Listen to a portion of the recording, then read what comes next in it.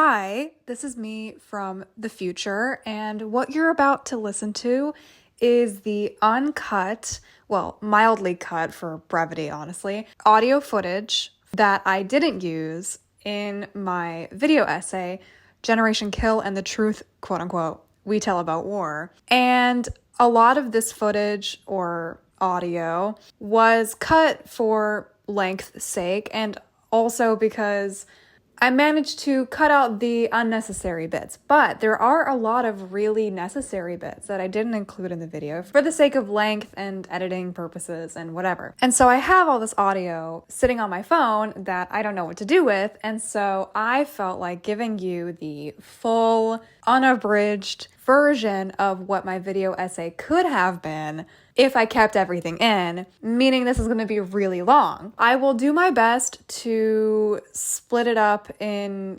digestible ways, and I will cut out the bits that are exactly the same as the video essay because you would just get that in the video anyway. So this will be mainly the large chunks will be about Iraq veterans against the war and Restrepo and Korengal, which I was forced to cut from my video essay due to copyright with the footage. Hopefully you'll get a lot of the information that I wasn't able to provide, which I really wanted to provide, but I couldn't. So that's really the main idea of me posting this. I want you to gain more things than what I ended up giving you. All of the research I did for my video inspired my book, which is out now on Amazon. It's called Burnt Olives. There's a link on the post section. I'll also link it in the description. It's out on Amazon and Apple Books. You can get it on Kindle and paperback and Apple Books on the e-reader. It would mean a lot to me if you checked it out. I mean, it was born from all of this research and it means so much to me. I put in like my heart and soul into this, and I was so inspired by all of the stories I read from veterans, especially from the IVAW and the sit reps and all of the things about the VA system and the things about mental health and how this country treats its veterans. I really hope that if you read it, you'll get something out of it emotionally, as well as through my video, which I mean is the whole idea. But I really hope that you enjoy it and that you learn something. And of course, if you want to learn more, write in the comments. I'll be happy to respond. I'll link whatever sources I can remember in the description, but most of the sources are the same as for the video essay. All of the sources are in that video's description. So let's get into it. What you will be getting into is a more in-depth analysis of Generation Kill, the Bush administration. I also talk about Obama here, Dick Cheney, Saddam Hussein. I go into a bit of more depth with the politics. I also talk at length about the IVAW, a lot of things and quotes and articles I didn't include, or quotes that I shortened for brevity, but hit a lot harder when you have the full context, the full picture. Also, an entire chapter on Restrepo and Korengal. Fantastic documentaries. I honestly could not recommend them highly enough. If you loved Generation Kill and really found it emotionally harrowing and impactful, I highly recommend Restrepo, especially because that documentary is just a small scale version of the war in Afghanistan. It's pretty much just Generation Kill, but Afghanistan version. I really highly recommend it. And also the accompanying book War, which I talk about a lot in the section. That especially. Overall, that's the gist of the uncut version. I really hope you enjoy this and don't find it too long or annoying. Sit down, grab some snacks, do your chores, be productive, but I really hope that you get something out of this because I really want to share it with the world and I think it's so important. Check out my book, Burnt Olives, on Amazon in the description, and yeah, enjoy. This generation, or the Generation Kill, is the first generation of disposable children.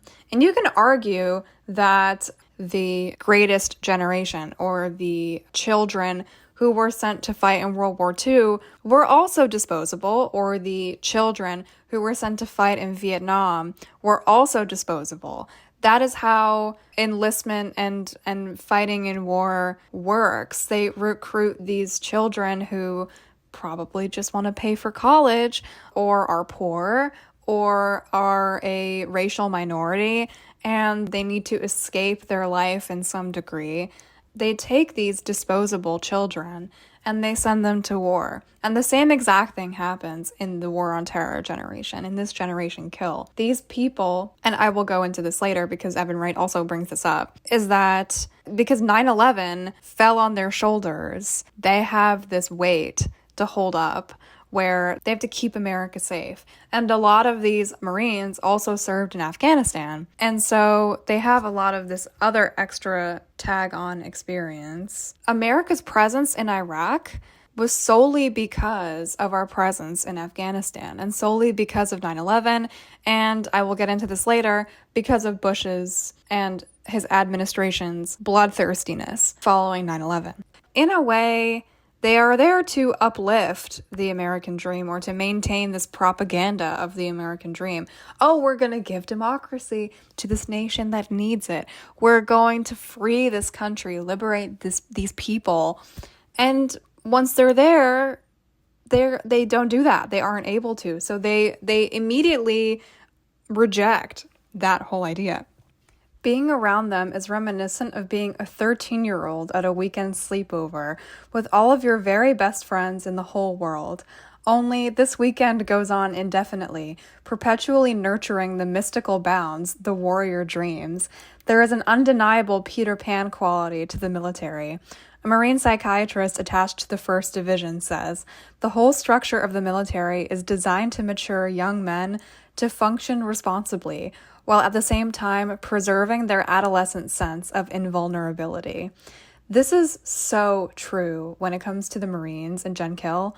They are boyish men, albeit mostly boys. In the show, they are men, or the actors appear as men. And of course, they're more manly than the actual Marines were. I'm sure most of them were in their very early 20s. Some of them maybe 18 or 19 years old. A good chunk of them are in their mid to late 20s, or at least the higher tier officers are, but they all play with each other. They play fight, play kill. They joke around, they make pop culture references, they sing songs, they talk about movies and TV, and they make all these silly jokes and South Park references. And it is very reminiscent of if you've ever been in a friend group with teenage boys. It is exactly what that's like. So it's very interesting, this juxtaposition, dichotomy of being young while also being put in this position of authority and what that does to people. Brad Colbert is a very interesting person, or character, I guess, in Generation Kill. He is the Iceman. He's so cool. He's so chill. And yet, he experiences a lot of inner conflict, a lot of inner turmoil when it comes to the war and what it means. He doesn't really show his emotions on the outside, and yet we can kind of tell what's going on inside his head. When he sees a mother crying over her shot son by a Marine gun, he is in tears. He takes the blame for it, even though it wasn't really his fault. He gave the order that the rules of engagement are lifted where anybody nearby is considered hostile and anybody can be shot. And of course, this young boy, this child, was shot, and he might die as a result of that order.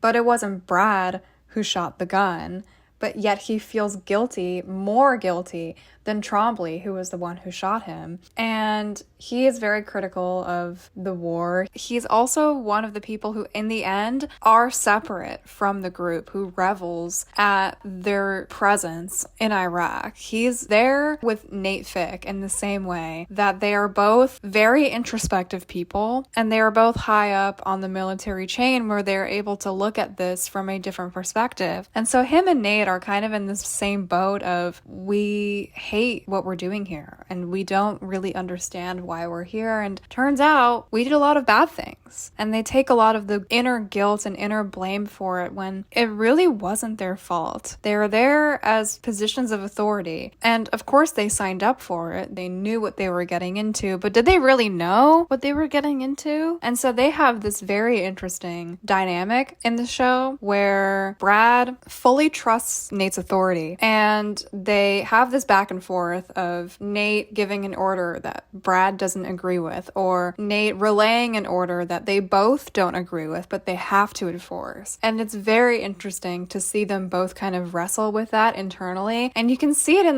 the way that their body language is, in the way that they talk and they interact. They both know, and they're both really uncomfortable with the way that the war is progressing, but they have to do it. It's their job. And so that is very interesting. You have these generals giving these orders, and yet they don't really understand the impact that the orders have on civilians, on the soldiers who have to carry them out.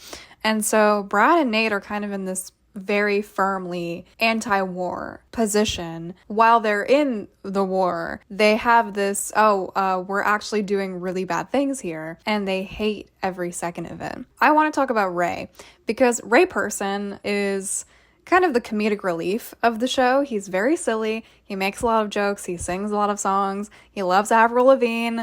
He's kind of the audience's best friend, more or less. He kind of makes everybody laugh, and he's there just for a good time. He also has the most opinions out of anybody, very openly vocal about his thoughts. Are all his thoughts good? Definitely not.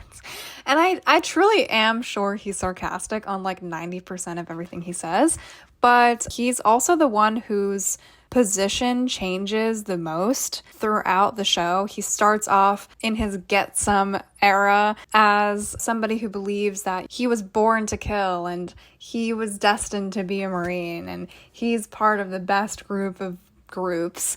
He maintains this fact that America is here for goodness, that they're there to do something good, that there's not a lot of negatives that he'll encounter. And yet throughout the war, Ray never kills anybody. And yet Ray is also the one person who's really in touch with his emotions, or at least is the one who's able to express his emotions, next to Nate Fick, who is constantly on the verge of tears throughout the show. And it's interesting because you have this expectation of extreme machismo and suppressing of emotions in this group of people, and yet you see them show emotions so often. You see them cry openly. Sometimes they hide it. Sometimes they have to hold back their tears or wait until they're alone. But you see this outpouring of emotion, which is so interesting because you would expect in a position of authority and in a position of power and in this place where your opinion and your morale impacts other people that you won't really outwardly show your emotions, or at least you'd suppress them to the best of your ability, and then later it can all come out in the open. But Ray is the one person who holds it together until the very end, and we see Nate show his emotions many times: anger, frustration, sadness. Brad is also somebody else who has this quiet, stoic expression of emotions, and yet he's still clearly upset and saddened by the things that he sees. And it's interesting because all of these people express their emotions differently, of course, but they still feel this negativity and these emotions about this war. When it comes out, it depends on the situation, but for Ray, he goes through this whole emotional shift where by the end, he's like, we didn't do anything good here, and we're left worse than we came in, and we're scarred people now. And he looks at Trombley, who stares at this carnage with glee, with this sadistic, beautiful appreciation of this violence, and he's like, this is who war is for. This isn't for me. That's what I interpret Ray's final glance as. And anybody can interpret this scene in many different ways. But that's my interpretation, where Ray is like, wow, we didn't do anything good here. And it's pretty terrible. But then Trombley is the other side of the coin, where he's Ray's opposite, where he was negative the whole time and he's just there to kill people. He's not there with any kind of, positive illusions of the war. He's not like, oh, we're gonna, do some good here. I don't think Trombley ever thought that. I think Trombley was only there to do one thing, and that is to kill people. And in a way, he is exactly what the Marines expect him to be. He is there as a killing machine. He is the killing machine that Ray thought he would be, but he ended up not being, because Ray is a, person who's able to feel remorse and emotions for his actions. Meanwhile, Trombley is the Dylan Klebold wannabe. Trombley is the outcasted psycho of the platoon. And yet they all want him around because he's a killer. He'll protect them. He wants to kill people. He doesn't have any reservations about doing so. But of course, most people aren't like that. And so it's really fascinating that Generation Kill shows you that the behavior of Trombley isn't praised by the Marines. They turn their backs on him at the end. Once the war is over and once they're done with their job and they don't have to fight for their lives anymore, they turn their back on him, and he's left standing watching the violence, and he will continue standing there. And he takes his gun and he walks off while the other men go off to their friends and hide away in their comfort of socializing. Trombley leaves to be alone with his gun. That tells you a lot of what the war in Iraq did and what war in general can do to people. Although Aspera suggests that Lilly sell his footage to CNN, and that CNN would definitely pay for drama like that. And Aspera says, what, you think CNN's going to want to buy your version of the war? Fox News was actually the most popular cable channel covering the Iraq War. It was owned by Rupert Murdoch, who was a strong supporter of it, and the only two networks with the least amount of critical commentary of the war was Fox and CBS. So those were the most pro-war cable networks. So the most popular news sites were Fox News, CNN, and MSNBC. Aspera suggesting Lilly sell his version of the war to CNN, who was more critical of the war, is very interesting, because that means that he knows that CNN would take the truth of the war over this false propagandized version that Fox News was projecting or MSNBC was projecting. And so CNN would be the one more likely to show the reality of the war that Lilly was filming. And we don't see the very end of the war. We're kind of left with this question of, oh, what happens next? And I really like that Generation Kill doesn't show us the end of the war, where they go to Saddam's palace and they get the go-ahead, we're going home, from George Bush, and they're able to go home while the rest of the war continues indefinitely. This ending with Trombley leaving with his gun and the crew seeing their deeds on the video cam footage, they are able to understand that this is just the beginning of the war. The war will continue. It turns into a civil war insurgency. We are not fighting Saddam anymore. We're fighting the insurgents. But these Marines don't know that. And they are just saying, okay, we're done. We're out of here. We did our job. We were either in Afghanistan before, or maybe they'll go back to Afghanistan, or maybe they'll stay in Iraq. It depends. We don't know. But we know for a fact that some of those men will never come back, and who are just trying to act like men and yet will kind of perpetually stay in that boyish mentality, because they are there to do one thing, to kill. And whether they do or don't depends, and how they feel about it depends. But at the end of the day, it's what they do, and it's what the war does. And it tells you not to hide that fact. It tells you not to hide that truth, because that in itself is what war is. It is about killing. It is about death. It has nothing to do with the real reason why you're there. Nothing to do with the diplomacy or the geopolitical situation or the media or politics or anything, or the recruiting efforts of the military or the propaganda machine. All it has to do with is killing. And that is what Generation Kill tells you, the consequences of getting these boys to kill, of what it means to kill, of what it does to a generation when you tell them you have to kill. We went into the war in Iraq with the false narrative by the Bush administration that Iraq, or Saddam Hussein, had weapons of mass destruction.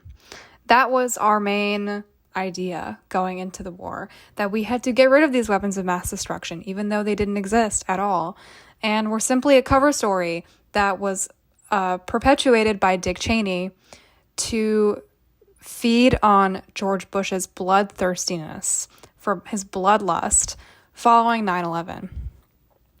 Generation Kill aired from July 13th to August 24th, 2008, before Obama was elected. In July 2008, a poll indicated a near all-time low of 22% for Bush's approval ratings. Upon leaving office, the final poll recorded his approval rating as 19%, a record low for any U.S. president. So, Generation Kill was the real final nail in the coffin for the Bush presidency. Americans could see how useless the Iraq War was and how Bush perpetuated this and how his administration perpetuated this. In the days following the 9/11 attacks, the Bush admin, such as Wolfowitz, argued for immediate military action against Iraq, but the issue was temporarily set aside in favor of Afghanistan because Afghanistan was the priority. They had al-Qaeda, who we were seeking revenge on. We had little to no reason for being in Iraq outside of the cover story of the weapons of mass destruction. So senior admin officials became increasingly convinced that Iraq did possess weapons of mass destruction and were likely using those weapons of mass destruction to aid al-Qaeda. So CIA Director George Tenet assured Bush that Iraq possessed a stockpile of weapons of mass destruction. And so after the UN conducted an investigation into Iraq and they found that there were no weapons of mass destruction, Bush proposed a regime change in Iraq. And so he kind of convinced the other UN countries to form a coalition and to give an ultimatum to Saddam Hussein. And on March 17th, Bush addressed the public that there was no doubt that the Iraqi regime possessed weapons of mass destruction. 2 days later, he authorized Operation Iraqi Freedom, and the Iraq War began on March 20th, 2003. The 2003 invasion of Iraq was the first stage of the Iraq War. It lasted on the 20th and lasted just over 1 month, including 26 days of major combat operations, in which the U.S. led a combined force from the UK, Australia, and Poland invading Iraq. 22 days after the first days of the invasion, Baghdad was captured by coalition forces on April 9th, after the 6-day-long Battle of Baghdad. This early stage of the war formally ended on May 1st, when Bush declared the end of major combat operations in his mission accomplished speech. After which the Coalition Provisional Authority, or CPA, was established as the first state for transitioning the government, leading up to the first Iraqi parliamentary election in January 2005. U.S. forces later remained in Iraq until withdrawing in 2011. The coalition aimed to disarm Iraq of weapons of mass destruction, to end Saddam Hussein's support for terrorism, and to free the Iraqi people, in quotation marks. Even though the UN inspection declared there was no evidence of the existence of weapons of mass destruction,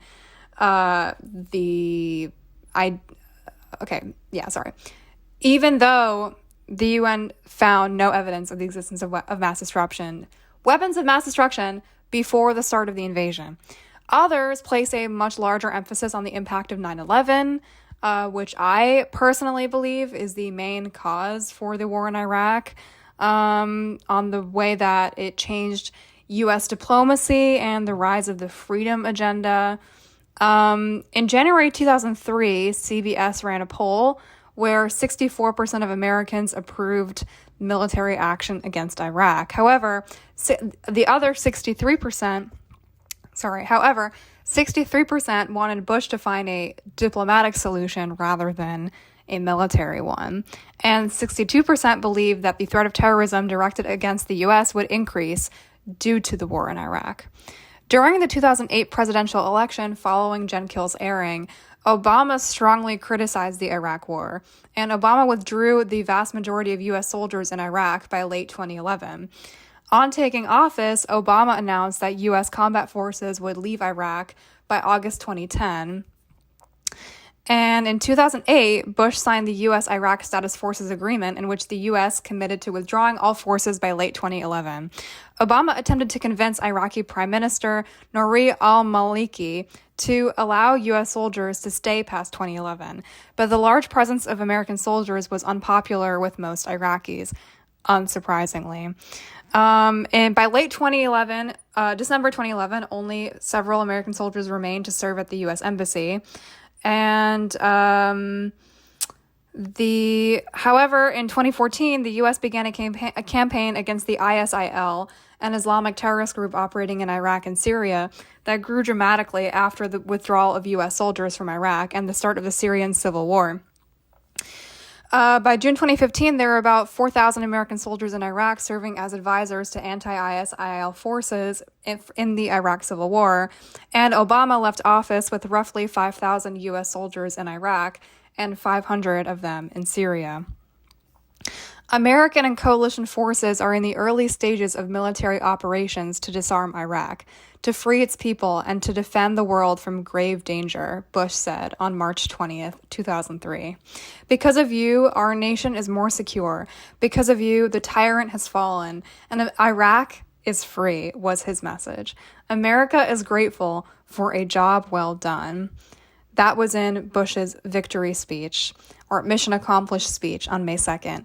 Reviewing the quick process of a 6-week-old Operation Iraqi Freedom, Bush said, "It was carried out with the combination of precision, speed, and boldness the enemy did not expect, and the world had not seen before." The president also said that for some U.S. troops, difficult work remains to be done to ensure the freedom to the people of Iraq. He said the coalition would continue to bring order to still dangerous areas, locate members of Saddam's regime and bring them to justice, find weapons of mass destruction, and help the Iraqi people rebuild their country. But did they really do that? Like I just said, troops remained in Iraq even after the withdrawal of troops. Obama kept troops in Iraq to maintain some form of authority, even though, of course, it's much less than what the initial invasion called for. Did we achieve that goal of freeing the Iraqi people? I wouldn't think so. I don't think so. And that's my opinion. Some people will say, yeah, we did a great job. I don't know who you are. But Generation Kill does a good job at showing this, that compared to Bush's statements, they really couldn't do anything.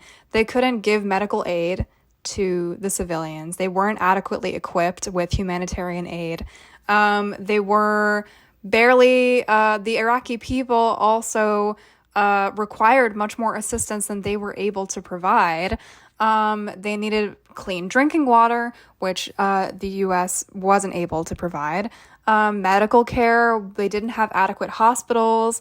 And the U.S. Army wasn't meant to be a peacekeeping authority once the initial invasion completed, until the authority was formed. But the first recon Marines in Genkill weren't there to maintain democracy. They were there to kill the enemy and to restore peace. The victory that Bush claims on May 2nd might be true, but we didn't kill Saddam Hussein until 2005, and the deadly civil war would continue well after May 2nd, where more soldiers and more civilians will continue to be killed. So victory was not achieved outside of the 6-week-old Operation Iraqi Freedom, which also will not end until 2011, and troops will continue to be there until 2015. Bush's claim that the tyrant has fallen and Iraq was free wasn't true. And we know this in hindsight, but of course then, how could you know what the truth was? Generation Kill does a good job at showing you what the truth is, of what the truth of the Iraq War was. And in 2008, when Bush's approval rating was so low, this would be the final nail in the coffin that he lied. Of course he lied. Politicians lie. He tricked the American public, and he tricked the soldiers, and he tricked the world, actually, the UN also, into believing that Iraq was this real threat when it never really was. There were no weapons of mass destruction. Yes, Saddam was terrible, and we did successfully kill Saddam or overthrow Saddam, but problems still persisted in the Middle East after we left. We weren't adequately prepared to really liberate or help the Iraqi people to any capacity. We killed close to 100,000 Iraqi civilians throughout Operation Iraqi Freedom. But it makes total sense why Generation Kill had the impact that it did, because Bush was on his way out. The American public was not happy with him. They voted in Obama because they needed somebody different. They needed somebody else who was charismatic, who would promise, we're getting out of this war, we're leaving the Iraq war. And of course, Obama also tricked everybody else because politicians, wow, shocking. And he kept troops in Iraq secretly, and he also pushed a very, very, very strong troop surge into Afghanistan, which I will also get into. But Generation Kill tells the truth that George Bush lied, that the administration lied, that there were no weapons of mass destruction, that the U.S. didn't really know what they were doing going into this war, that they didn't have any adequate tools to really liberate or free the Iraqi people. And they didn't really lead to the fall of the tyrant either. Like this platoon, this group in the Iraq War, the 1st Recon Marines that we follow in Gen Kill, they didn't free anybody. All they did was kill people and traumatize themselves. Like, I know that's really generalized, and that's obviously not all they did, and they did actually help, like, very few people. By the end of the war, we can see them, like, handing out some humanitarian aid and giving them medical care, but they weren't able to help a lot of people. And a lot of the times their wanting to help was shut down by generals or authority who knew that they didn't have the proper ability to help people. And so they didn't want to harm more people than help, which they ended up doing anyway. And so this show showed the American public that, our politicians lied to us, which sucks. And guess what? They'll continue to lie, and I'll get into that. So Generation Kill criticizes the U.S. not really liberating Iraq, and it goes against Bush's statement. That's like the general point I'm trying to make. And so Robert Draper, in his book To Start a War, said the decision to invade Iraq was Bush's alone to make, but he had an abundance of help. Some in the upper tiers of the administration vigorously urged that decision. Others did what they could to make his decision less difficult, but none of them advised him to decide otherwise. If it's a global war on terror, you need to show it's global, Rumsfeld said. While bombing Afghanistan would largely be a futile exercise in pounding sand, Iraq offered a wealth of promising targets, an opportunity to send a potent message to adversaries around the world. Wolfowitz. I'm having difficulty controlling my bloodlust. George Bush, September 20th, 2001. On October 7th, 2001, America was officially at war with Afghanistan. Iraq continues to flaunt its hostility toward America and support terror. This is a regime that has something to hide from the civilized world. States like these and their terrorist allies can constitute an axis of evil, arming to threaten the peace of the world. Bush. Most Iraqis hate Saddam. All Iraqis hate America. Syrian autocrat Bashar al-Assad. In December 2002, Saddam had news for his generals. Iraq's illicit weapons program had been discontinued. There were no weapons of mass destruction. His generals would be fighting the Americans with conventional arms. Saddam was foreshadowing a war not of apocalyptic weaponry, but of insurgency.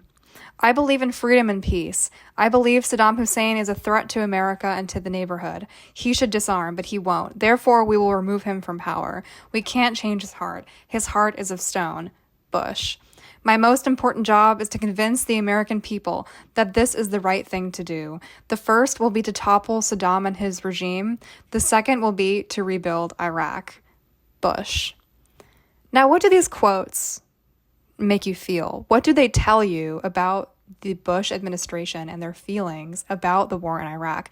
You could say, well, they definitely didn't disagree with it. They really, really wanted to go to Iraq. Why? Because of bloodlust. Even Bush himself said, I'm having difficulty controlling my bloodlust.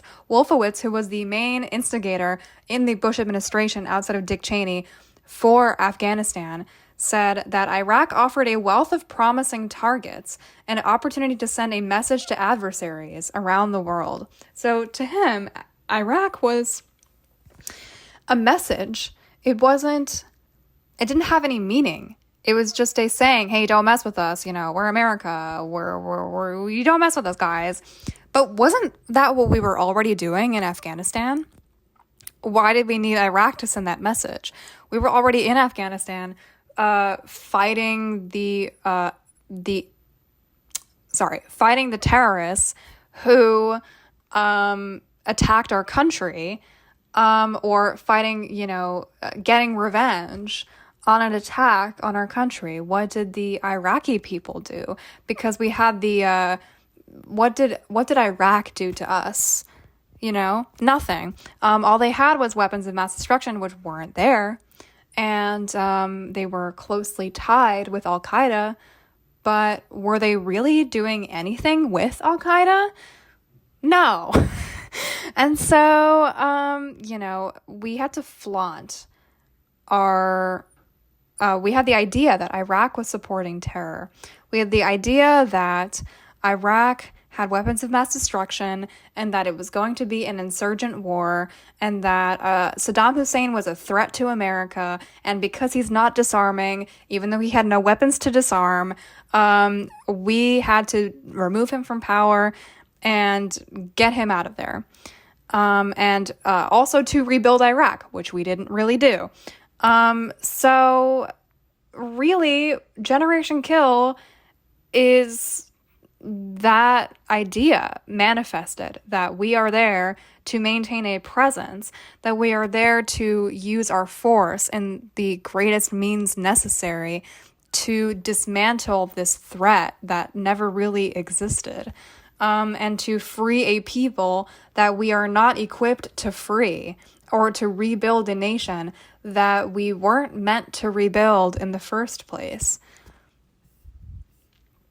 Steve Cole in The Achilles Trap says, post 9/11 run up to the invasion, the false claims of Iraqi weapons of mass destruction, the media's complacency, neoconservative hubris, and George Bush's choices were the main reasons for our invasion of Iraq.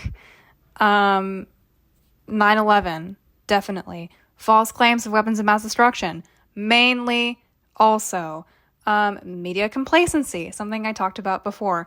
A lot of pro-war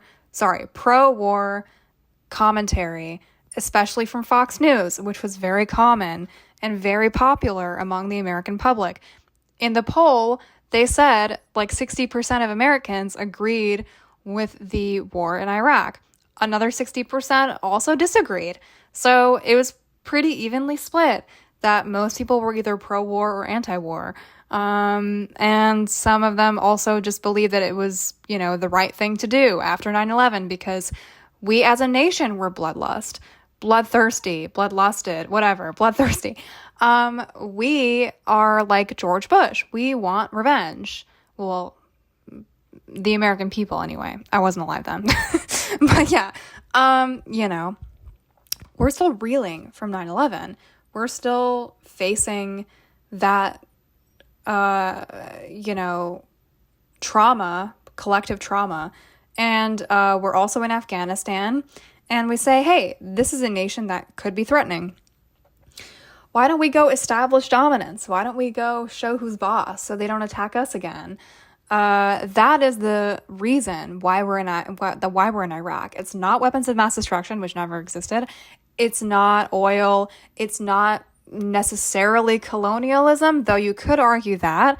It's just to show off. It's just to say, hey, don't mess with America, because we've done this before. But Iraq is the most colossal failure example of this, where we go into a nation with the idea, maybe, the premise, the farce that we'll do good there, when in reality we were never meant to do good there, and it tricks everybody involved. It tricks the people, it tricks the soldiers, it tricks the media, it tricks everybody. And that's all because some people in the administration decide that's what we're going to do. And that's what the hidden meaning in Generation Kill is. This is what the soldiers have to deal with, that they finally, it clicks for them. They understand that they were never there to do good. They were only there to kill. They were only there to be that disposable generation. And that is what the government does. That is what war does. And that is the truth of the Iraq War. That is also the truth of the war on terror. Although the Afghanistan war is much different in the way that we actually had a purpose, in quotation marks, there as well. Although that was also a colossal failure, because the second we left, the Taliban reinstated power once again, and they're still there. So, that's another conversation, and I'll get into that later as well. But Saddam's reign was not tolerated by America.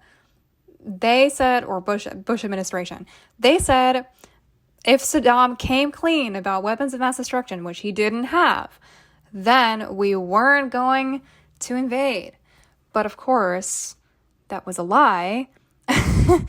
And so there's so much to unpack. But this is the background politics that you need to know when talking about Gen Kill, because this is exactly what Gen Kill tells you. It tells you what a lie the Bush administration fed to the soldiers and to the public. And then in 2008, when the show came out, Bush's approval ratings were so low that the American people realized, oh my God, like, this is what we dealt with. This is who we had in power.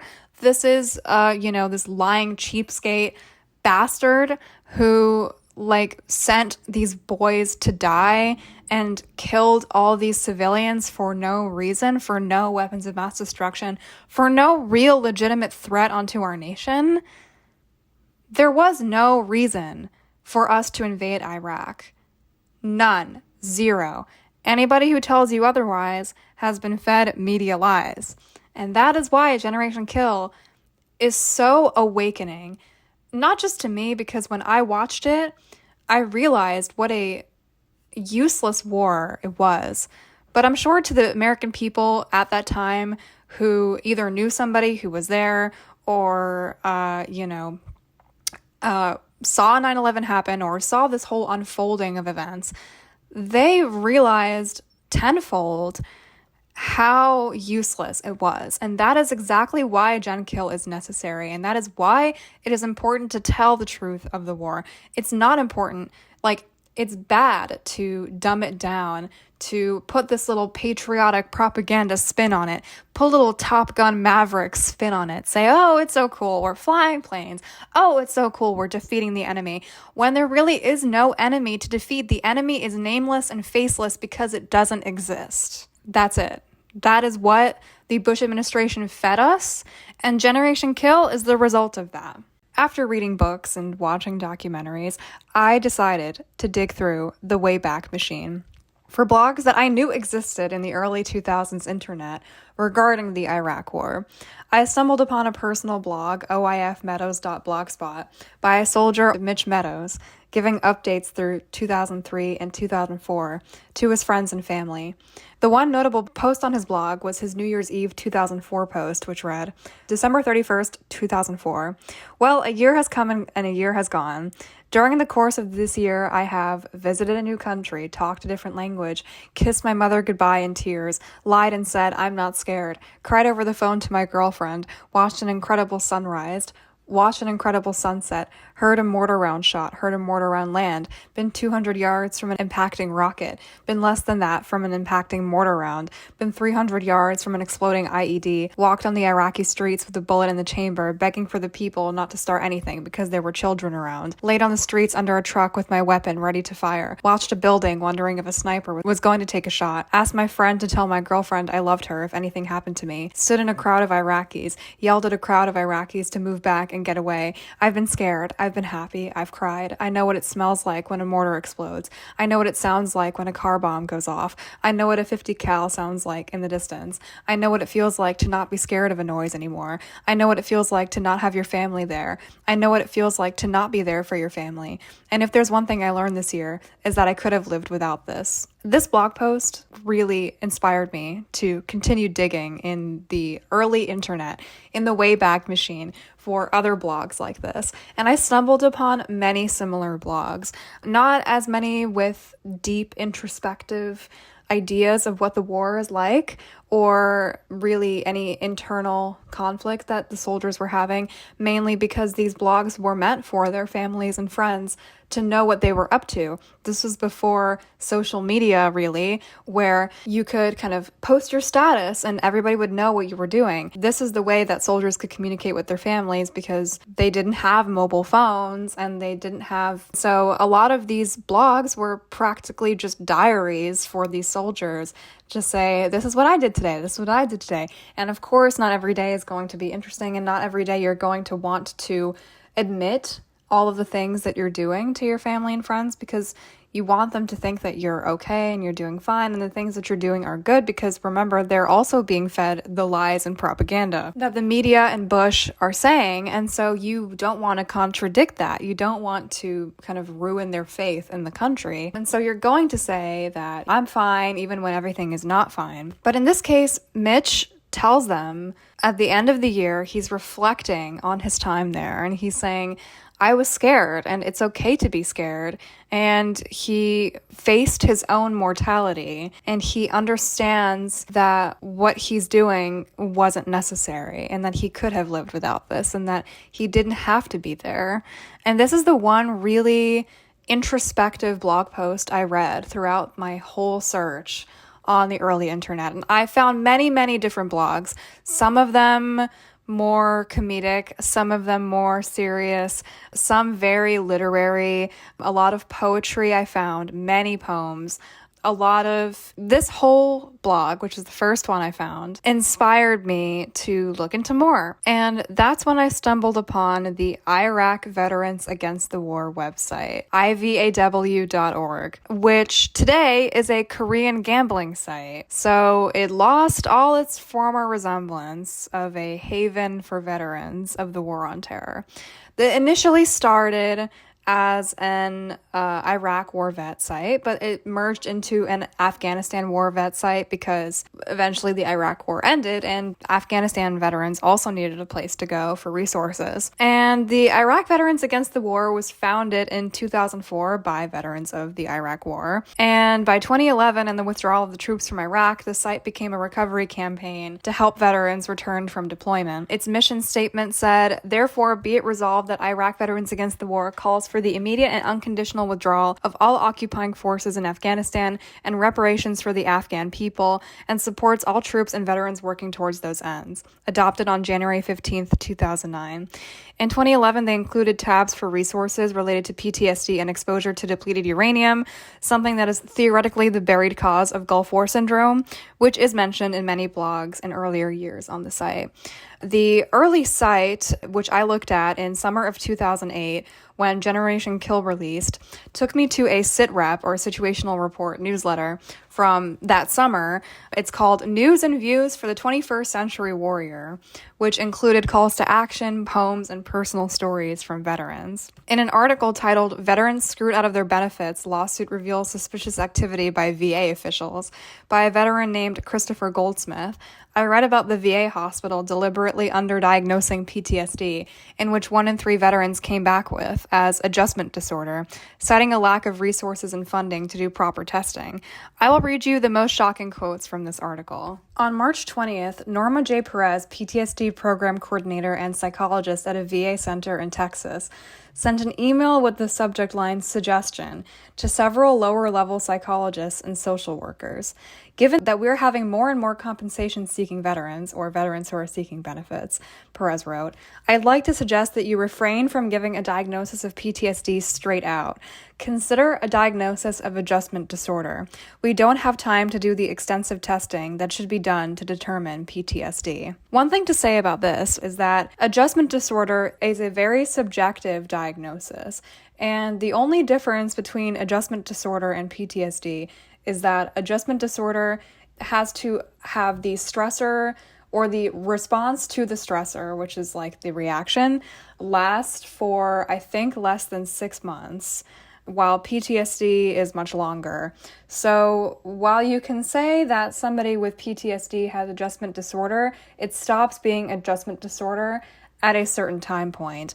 And also, there are no reliable testing measures for adjustment disorder. There's no questionnaire or interview tactics to determine adjustment disorder. It is up to the diagnostician or the physician to diagnose the person. So the fact that they were purposefully not diagnosing PTSD just because it's easier is really bad.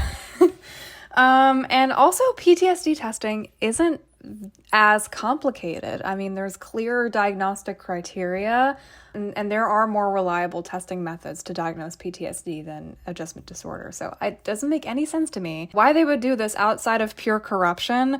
According to Perez, the VA should not be investing money and manpower towards a diagnosis of PTSD when a diagnosis of adjustment disorder requires fewer resources. Not that many resources, honestly, in comparison. Because adjustment disorder has less name recognition than PTSD, veterans often feel less entitled to seek their deserved benefits from the VA because adjustment disorder is much less serious in comparison. Both the VA and the Army have yet to reveal how many veterans have been diagnosed with adjustment disorder. See, this article was made in 2008. I don't have the statistics on that, but I would imagine that the VA continued this practice for a very long time and might still be doing it, honestly, because considering the fact of how little funding the VA gets, it makes so much sense that they would say, oh, we don't have the money or the resources to diagnose PTSD. Meanwhile, so many veterans have PTSD and not adjustment disorder. Dr. Michael Kussman, VA Undersecretary for Health, agrees with Perez's tactics, saying that it protects veterans from being stigmatized with a mental health diagnosis when they are having what most people believe are normal reactions. He goes so far as to say that adjustment reactions to the experiences they have in Afghanistan or Iraq are very important, but we don't believe that's mental illness. According to Kussman, the stresses veterans face alone are not worth compensation because adjustment reactions are considered temporary and do not require long-term benefits or disability retirement payments. There's a lot to unpack about how horrible that statement is. Firstly, yes, PTSD is much more stigmatized than adjustment disorder because we know of it more than adjustment disorder. Adjustment disorder is a kind of much lesser bootleg version of PTSD, and obviously it's the temporary diagnosis. It's a short-lived condition, and the only real treatment for adjustment disorder is like cognitive behavioral therapy and stress reduction techniques. And then if it's persistent for more than 6 months, then it turns into PTSD, or it can be diagnosed as that. The adjustment disorder is a subjectively significant emotional distress, and the way that we decide what is a overreactional emotional distress depends on the person who's diagnosing them. There's no structured way to say, oh, this person's having a normal reaction over not. So it is up to opinion. And in this case, Dr. Kussman says that adjustment disorder isn't mental illness, which one is wrong. It is in the DSM-5, which counts as a mental illness, but it's obviously not as quote unquote severe as PTSD because it lasts much shorter, or it's supposed to. But in this case, the VA is straight up saying that they would rather diagnose people with adjustment disorder than PTSD because then the veterans wouldn't seek compensation benefits, which they should be seeking if they do actually have a mental illness.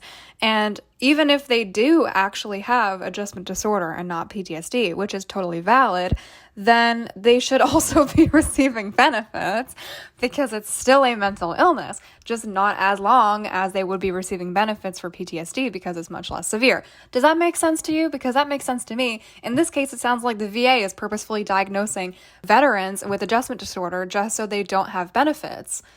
And that's pretty fucking bad, don't you agree? Cool. Adjustment disorder has long been the subject of controversy in the psychiatric field, with one peer-reviewed journal calling it a wastebasket diagnosis used in such a vague and all-encompassing manner as to be useless.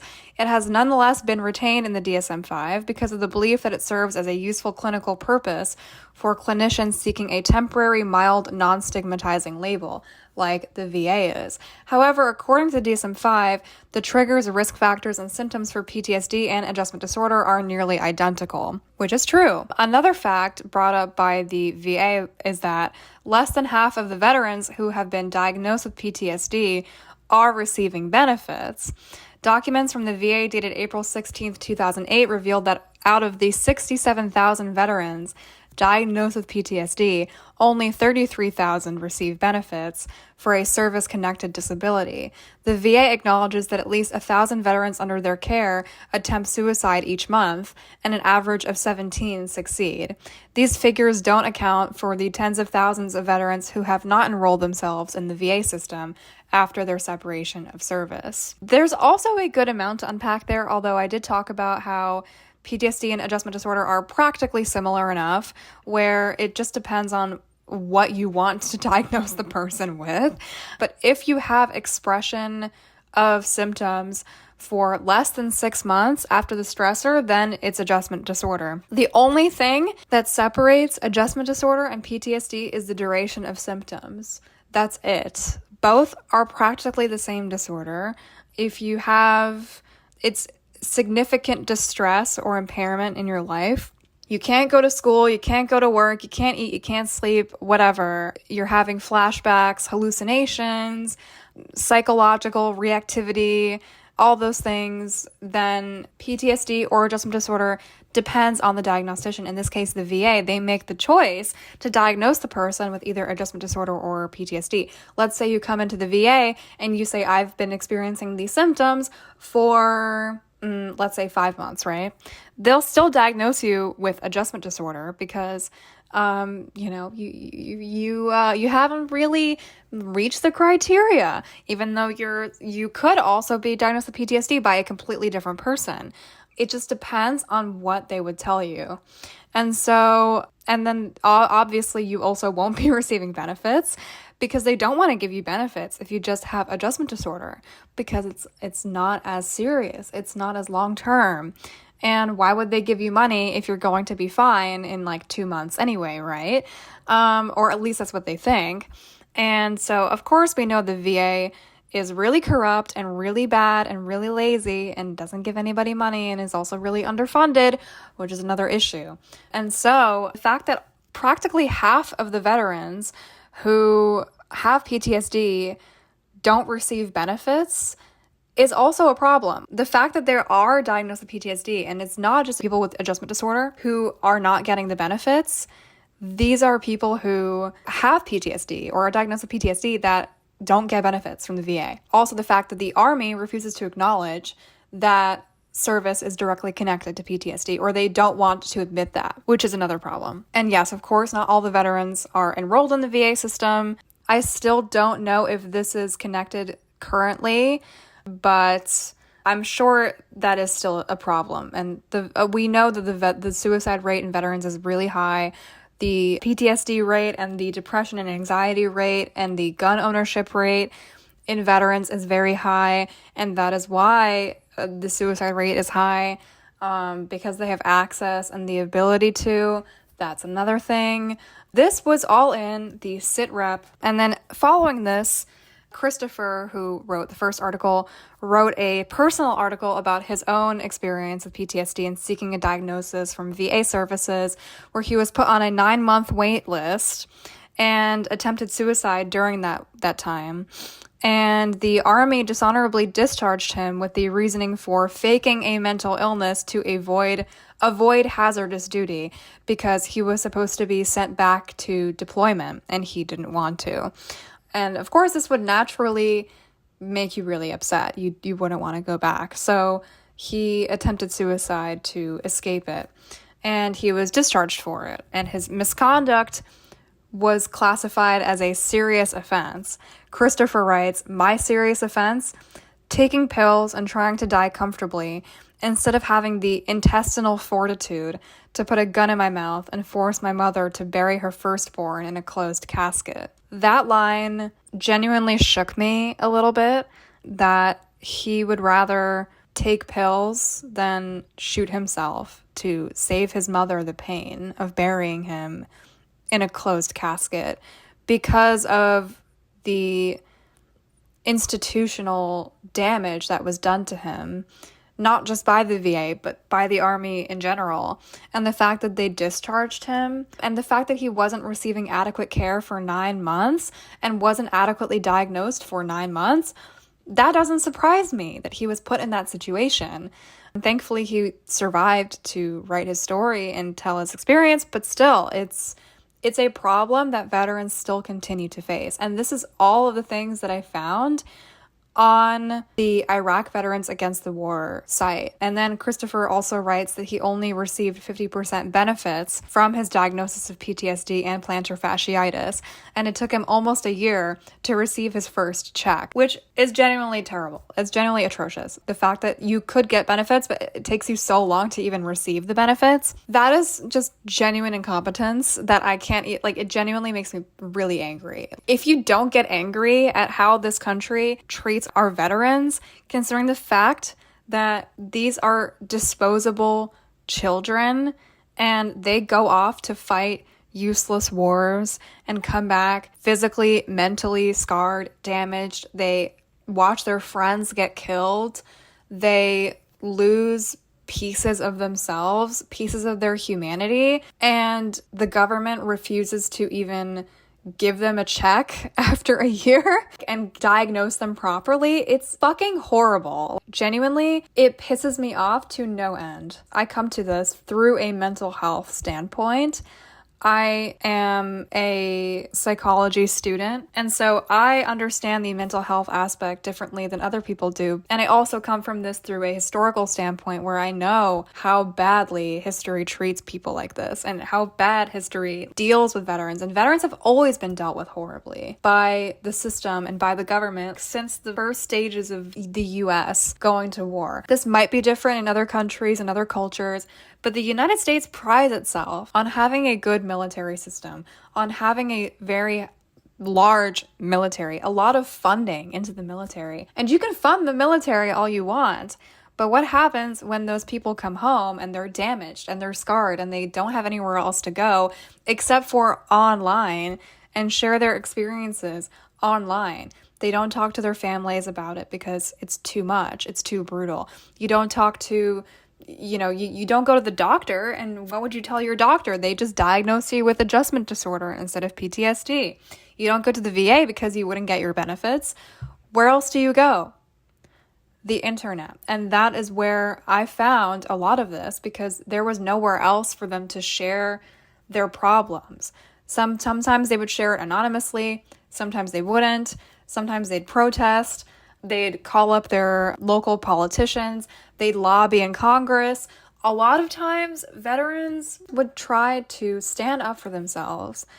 And yet, this country still refuses to do anything to really help them, to really say, hey, we're sorry that we made you fight a shitty, useless war. By the way, let me actually give you some adequate mental health care and maybe give you benefits, maybe. This is what my research led me to. And it's exactly what Generation Kill tries to tell you, that this is what will happen to these people who come home, to these boys who come home. And not everybody ends up like that, but a lot of people do.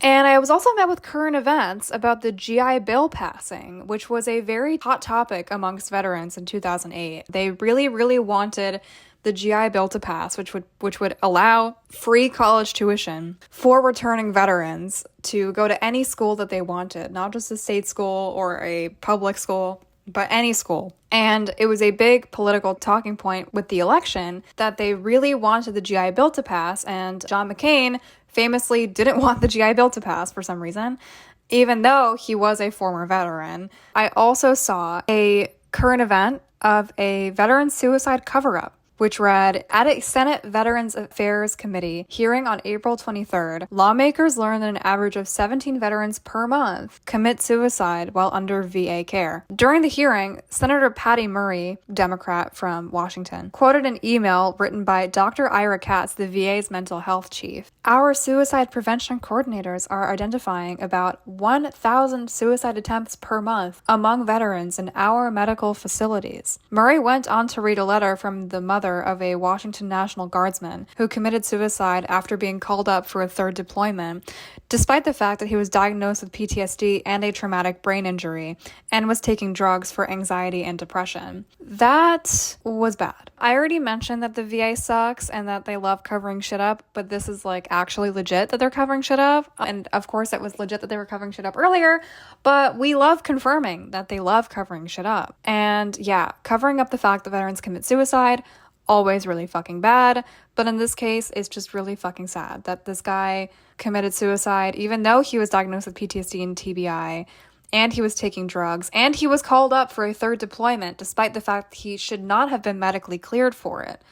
So that's bad. I'm not gonna unpack that. I'll just let you sit on it because it's really fucking sad. I was then met with poetry, and poetry I really looked out for while sifting through these blogs and sifting through the early internet, because there's something so special about poetry that you can connect with on a totally different way than just the veterans telling their stories. It is their story, but in a creative and really effective, emotional way that you just get the message in a much different way than just saying, oh, I did this or I did this. And while Mitch Meadows' example of his year reflection is very similar, Eli Came Back from Iraq is by far the best poem I've read related to the Iraq War veteran experience or the War on Terror veteran experience. It is deeply emotionally raw, but in this case, this is a poem written by a veteran, and it just hits differently because it feels more raw and real, and like you can tell that they wrote it from the heart and that they really felt it. But I really, really strongly suggest that you do your own digging and you find some other poems written by veterans, because they are so powerful and they really tell the truth and the story of war in a really different, unique way that cannot be told in another format. It's a totally different feeling than you get watching something like Band of Brothers, where it's a glossy, patriotic finish by the end, and you feel good. You feel good that, hey, all this suffering was worth it because we defeated the Nazis and we killed the bad guys and everything is fine, right? Like, yes, these guys will be traumatized and whatever, but you know, they're happy, they're together, they have camaraderie. And yes, the Marines also have camaraderie. These are their brothers, right? But it's a much different feeling because you know, and it makes you sick to your stomach, that this was all for no reason, that we didn't really do anything good, that we didn't kill anybody notable, and that we didn't really do anything. And these veterans come home and they're mistreated and they're killed by the system that was supposed to save them.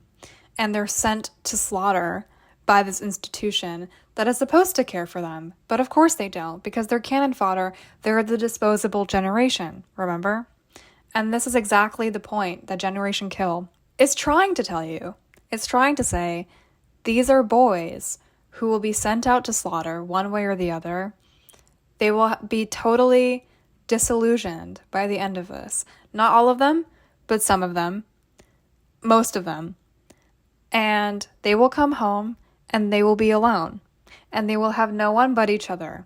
They'll have no one but their other veterans. Nobody will understand what they've experienced. This is the exact same experience that other veterans also have, that nobody else will get to know what war is like. Nobody knows what war is like unless you've been in it, right? I, as a civilian, can understand war, but of course I've never been there. I don't know what it's like.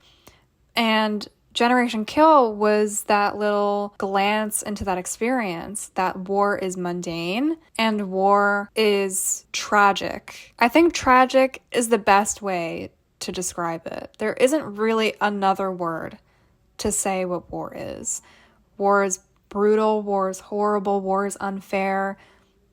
Yes. War is useless. Yes. But it is just tragic.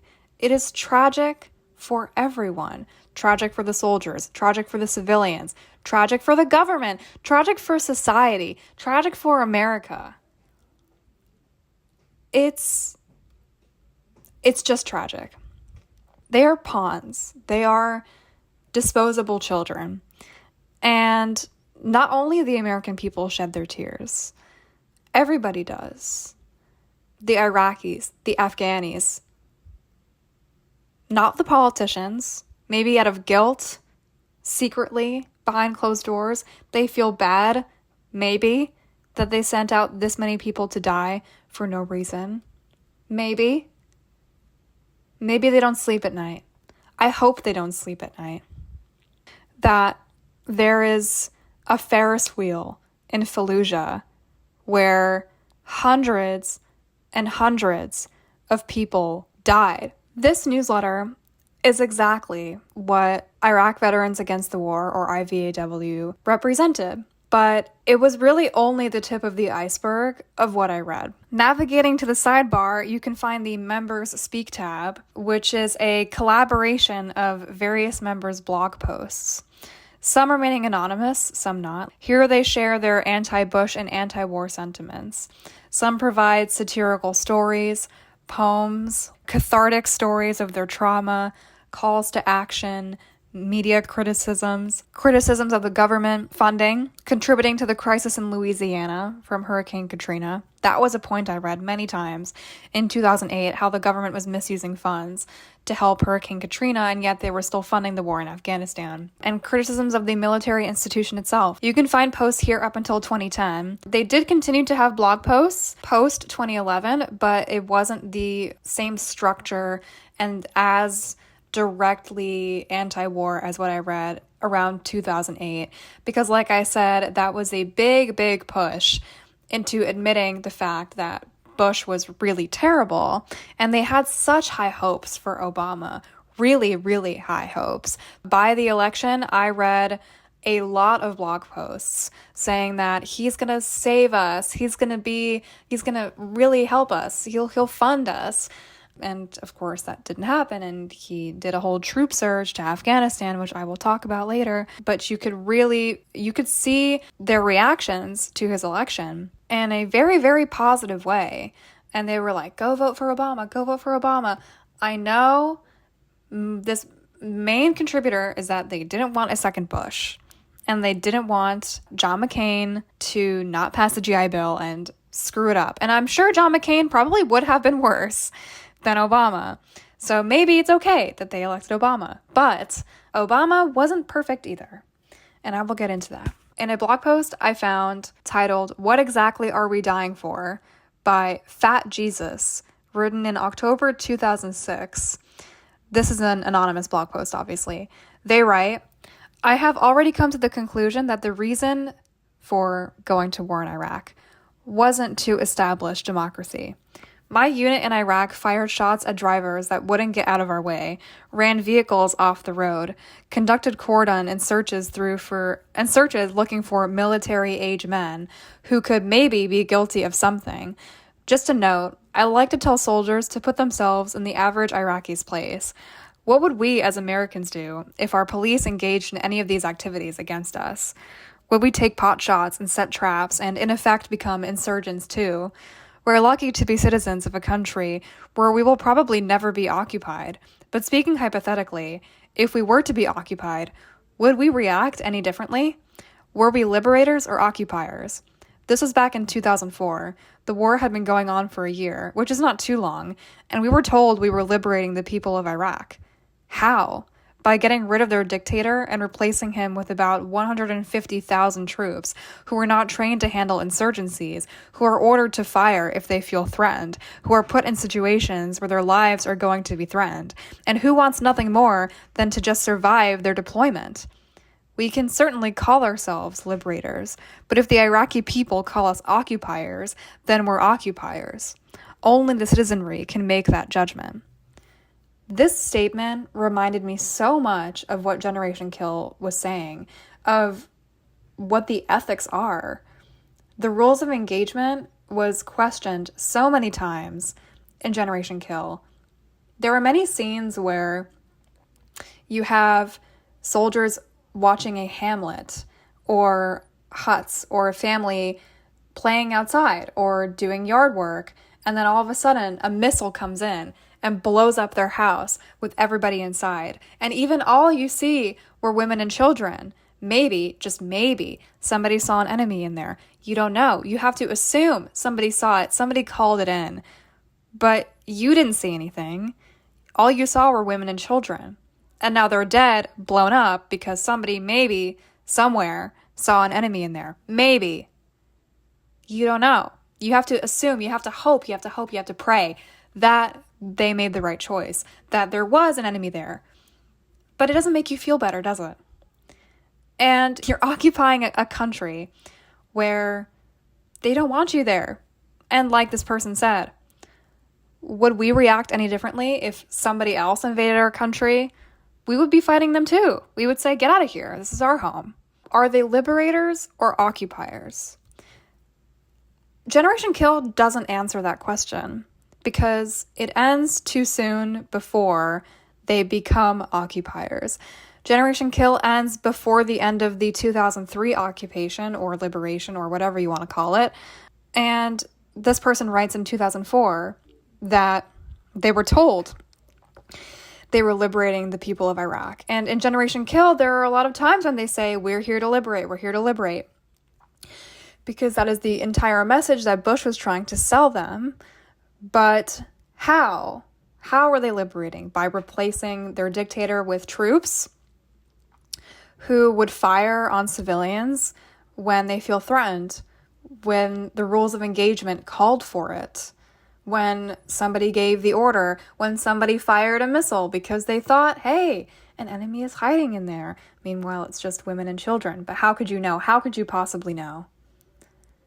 And it's not your job to make that decision, but you're an innocent bystander. Or are you an innocent bystander? Maybe you actually do shoot civilians because you were told to, because you were ordered to. Not because you want to necessarily. Maybe you do want to. Maybe you're like Trombley, who's a psycho and wants to kill people. Or maybe you're not. Maybe you're a good person. How could you tell the difference? What is the difference? At what point do you become complacent? At what point do you become indifferent to all this killing, to this violence? And then you come home, and then what happens? We see civilians killed in the name of liberation and democracy, and yet the soldiers understand deep down that this isn't the way that things should be. Some are quicker to accept it, but there's this underlying guilt and doubt in most of them. You feel that they have this deep-seated disappointment with everything that they're doing. that what they're doing contradicts the doctrine that they came into the war believing. That when you see a family's home explode before your eyes and you just saw children playing in the front yard, you know that you're not liberating them. You're there to kill them. And you see this shift happening throughout the show, throughout the war, that these men realize that they're not there to liberate. They're there to occupy. And not even that they're there to occupy. They're there to do nothing. They're there to do nothing, and they're there to kill. Because they're disposable, and that's what they're there to do. That's what the government sent them there to do. In the name of what? In the name of politics? In the name of terrorism? In the name of geopolitical relations, maybe. 9/11. And of course, Afghanistan is different. But we also occupied Afghanistan. Although we didn't go into Afghanistan with the premise of liberating the Afghani people, like we were liberating the Iraqi people. It's just so sickening. So sickening. This is all of the things that really stuck out to me while going through the IVAW website, the Iraq Veterans Against the War website. It really shocked me and it stung me in a different way than I've ever really felt about war. And I've always been extremely anti-war. I've always thought that war is the absolute worst case scenario, that we should always find a diplomatic solution, that we never need to cause violence, that we never need to kill people to solve our problems. And people will say, oh, but we have to, oh, but we have to, oh, we have to, revenge, blah, blah, blah, blah, blah. Look, revenge is one thing, but it's not a long-term solution. Take Afghanistan. That was revenge. It's not a long-term solution. We killed Osama bin Laden, but the Taliban is still there. We still have terrorist attacks. We had like 3 this year. It's not over. And it wasn't over. We had so many people killed, and it's not over. So yes, you can say war is fucking terrible and useless. But can you say we should never go to war? You can say we should never go to war, and yet war will continue to happen. You can say, oh, it's just the state of the world. It's going to happen. Politicians will always put people on the front lines and have them fight their stupid diplomacy wars and for land and for greed and for money and blah, blah, blah, blah. Yes. But do we have to accept it? Can we say, hey, war is bad? Yes, we can. It's easy to say that war is bad, but what do we do about it? Can we do anything about it? As civilians, do we have a job to do anything about it? Can we do anything about it? Can we say, hey, can we go up to the president? And can we say, hey, by the way, you should totally not go to war. I don't think the president would give a shit. And if they did give a shit, that's really fucking rare because politicians don't give a shit. 99% of the time, they don't. You can lobby all you want. Veterans have been lobbying for ages for more funding, for better health care, for everything. And they've yet to receive it. This country has been lobbying for centuries. And some things have worked out, but many, many things have not. And many things are falling back into the way that things used to be. And I can't say that you should be scared, but think about what this means for the long term.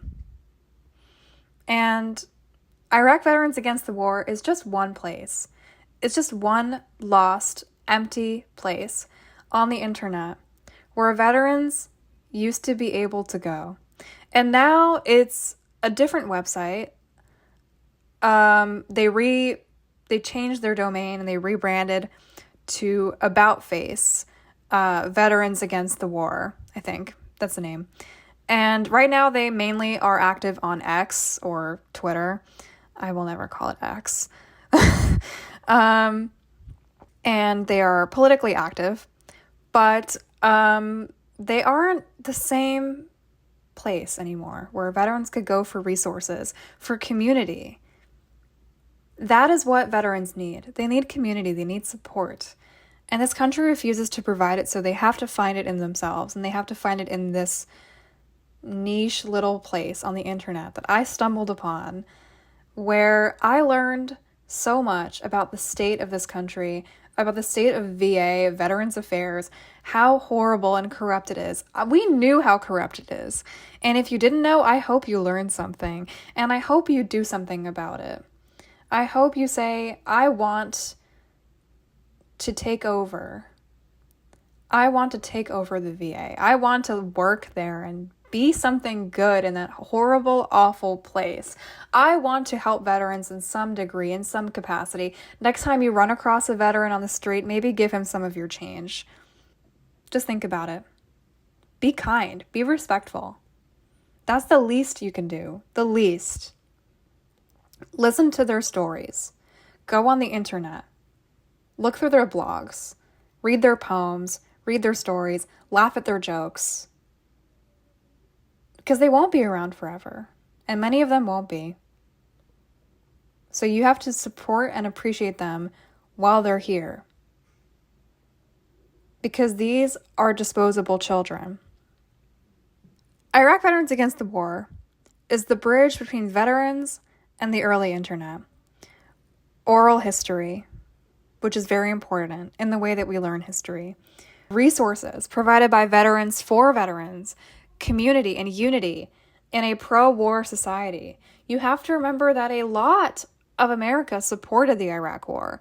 Not in 2008, because remember, nobody liked the Iraq War by 2008, but in general, society and the media were very, very pro-war. The site became inactive in 2021 and archived until it lost its domain to the Korean gambling site, though you can still find it on the Wayback Machine. I strongly recommend you go through it. There's so much more I didn't cover that I found. However, the stories and the things that I learned through the site could not be found anywhere else. I could never find this in a memoir, in a book, in a documentary, in a show. Even Generation Kill doesn't go into this much detail. It doesn't go into this much emotional weight. So I highly, highly suggest you take the time to review the site and read veteran stories.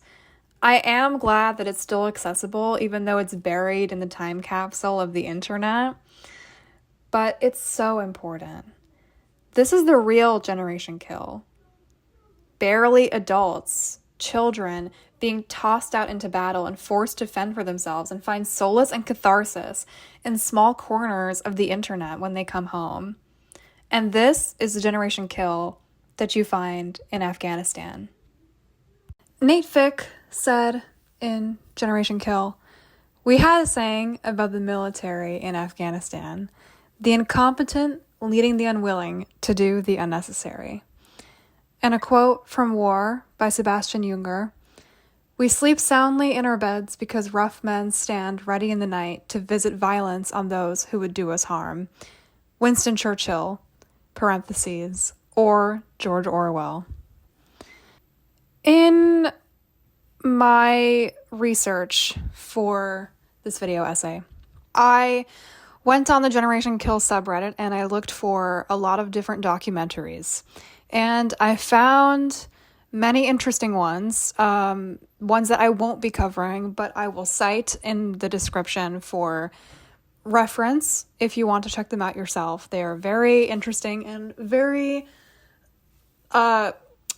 too broad in the scope that I couldn't cover. But I was searching for something that I could adequately compare to something as microscopic as Generation Kill. Nothing so broad that it talks about the whole war or one specific battle or the experiences of the civilians, or just something that is too beyond the scope of what this video essay is trying to say, that it is possible to tell the truth of war on a small scale. It doesn't have to be broad. It doesn't have to be a 2-hour-long history lecture. It doesn't have to be, a book or a memoir.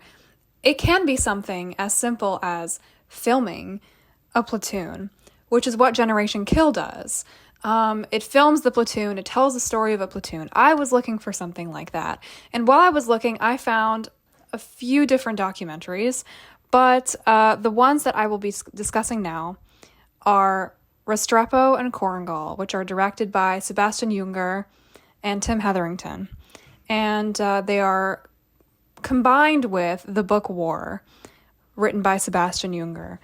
And War encompasses the same experiences that you see in Restrepo and Korengal, but specifically Restrepo is the documentary that I will be focusing on because it is by far the most powerful out of the two, and it is the most well done out of the two, in my opinion. Both documentaries have slightly different messages, or they are presented a little bit differently, but the overall premise is about the same. Restrepo and Korengal both follow the 2nd Platoon Battle Company 173rd Airborne Brigade in Afghanistan's Korengal Valley in 2007. And these documentaries were my introduction into the war in Afghanistan. I knew next to nothing about what the experience was actually like. In my mind, I envisioned something a lot like the Iraq War, where they were fighting insurgents, and I knew it was bad, but I didn't really understand how bad it really was until I saw these documentaries, and then I read more memoirs and stories from soldiers from who fought in Afghanistan, and it made me so harrowed and permanently altered by what I saw. There's a quote from a soldier, Cortez, in Restrepo, and he also repeats the same thing in War. He said, every night, Junger writes this about Cortez, every night he'd dream he was back on the mountain, trying to run fast enough to make things turn out differently. They never would. I prefer to not sleep and not dream about it, Cortez said, than sleep with that picture in my head. That line resonated with me the strongest.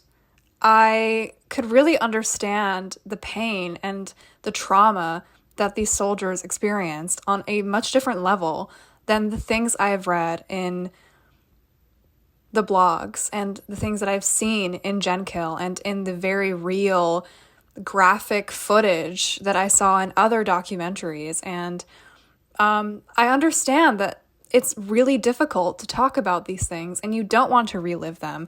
There is this case that the veterans don't talk about their experiences at all because it's so traumatizing to relive those memories that you don't even want to mention it. You want to block it out. You want to forget about it.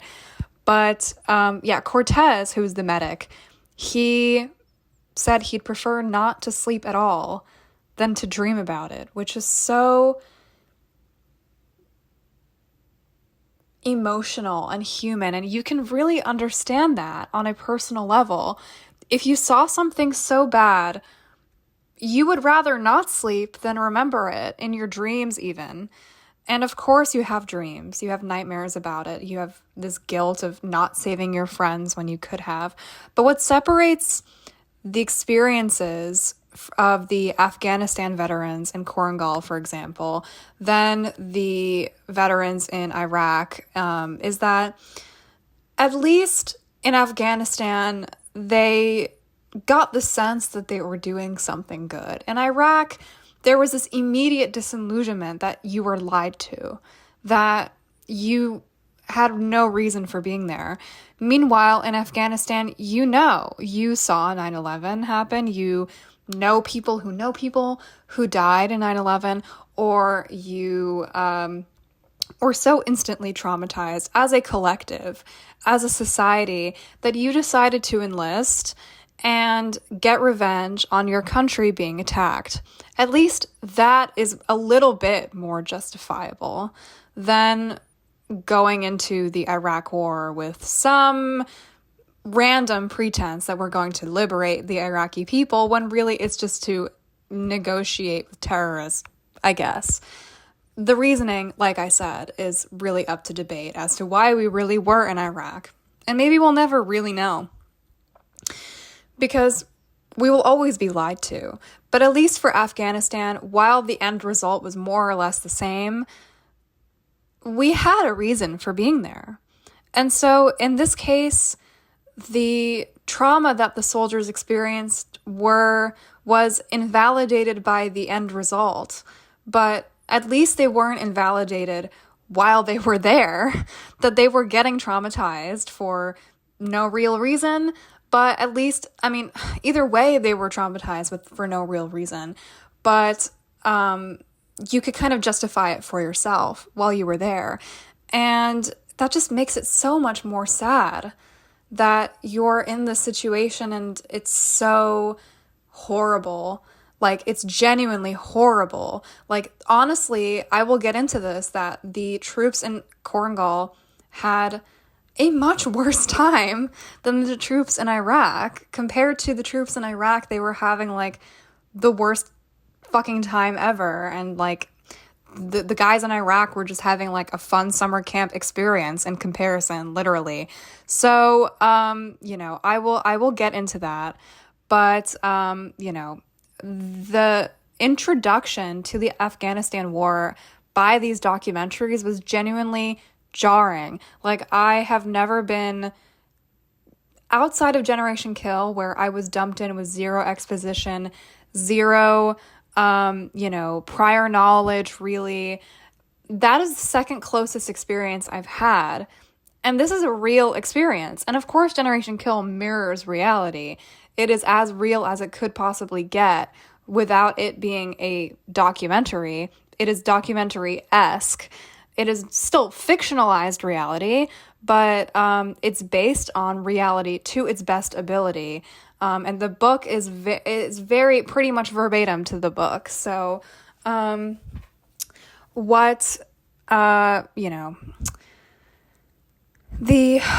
Obama administration inherited a war in Afghanistan, a war in Iraq, and a global war on terror, all launched by Congress during Bush's administration after 9/11. And so when Obama took office, he called for a quote-unquote new beginning in the relations between the Muslim world and the U.S., and he discontinued the use of the term war on terror in favor of the term overseas contingency operation, though we still call it the war on terror because that phrase never really took off, but also because what Obama ended up doing was continuing the war on terror. Like, he can call it as whatever different names he wants to call it, but at the end of the day, it's still the war on terror because that's what we were there for. And Obama pursued a light footprint military strategy that emphasized special forces and drone strikes and diplomacy over large ground troop occupations, such as Iraq, but there were still troops there, and they were still occupying over the pretense of helping the Afghani people or removing the Taliban control or maintaining some order of democracy in whatever areas they were put. And so Obama increased the number of American soldiers in Afghanistan during his first term in 2008, before withdrawing a lot of military personnel in his second term. On taking office, Obama announced that the U.S. military presence in Afghanistan would be bolstered by 17,000 new troops by the summer of 2009, on top of the already 30,000 soldiers in Afghanistan. So at that time, when Generation Kill came out, Obama wasn't yet elected, but it would be a really interesting, in hindsight, to his bolstering of the troops in Afghanistan. And the events of Restrepo and Korangal happened in 2007, which was before Generation Kill and before Obama, still during the Bush administration. But the events of that wouldn't shock me that it would continue happening. And troops didn't pull out of Korengal until 2010. So Obama's administration and his push into Afghanistan is greatly relevant to this whole story and how it's told and why it's important. So let me get into War by Sebastian Junger, because it is such a good book, and it really helps frame the documentaries in a more comprehensive way. And you can kind of understand the meaning of everything that happens in the documentaries, as well as having a little bit more background knowledge of everything. But yeah, so I'll read you some quotes and we'll unpack them as usual. O'Byrne and the men of Battle Company arrived in the last week in May, when the rivers were running full and the upper peaks still held their snow. The Korengal Valley is sort of the Afghanistan of Afghanistan, too remote to conquer, too poor to intimidate, too autonomous to buy off. Let's talk about these two quotes, because they really introduce the whole situation in an interesting way.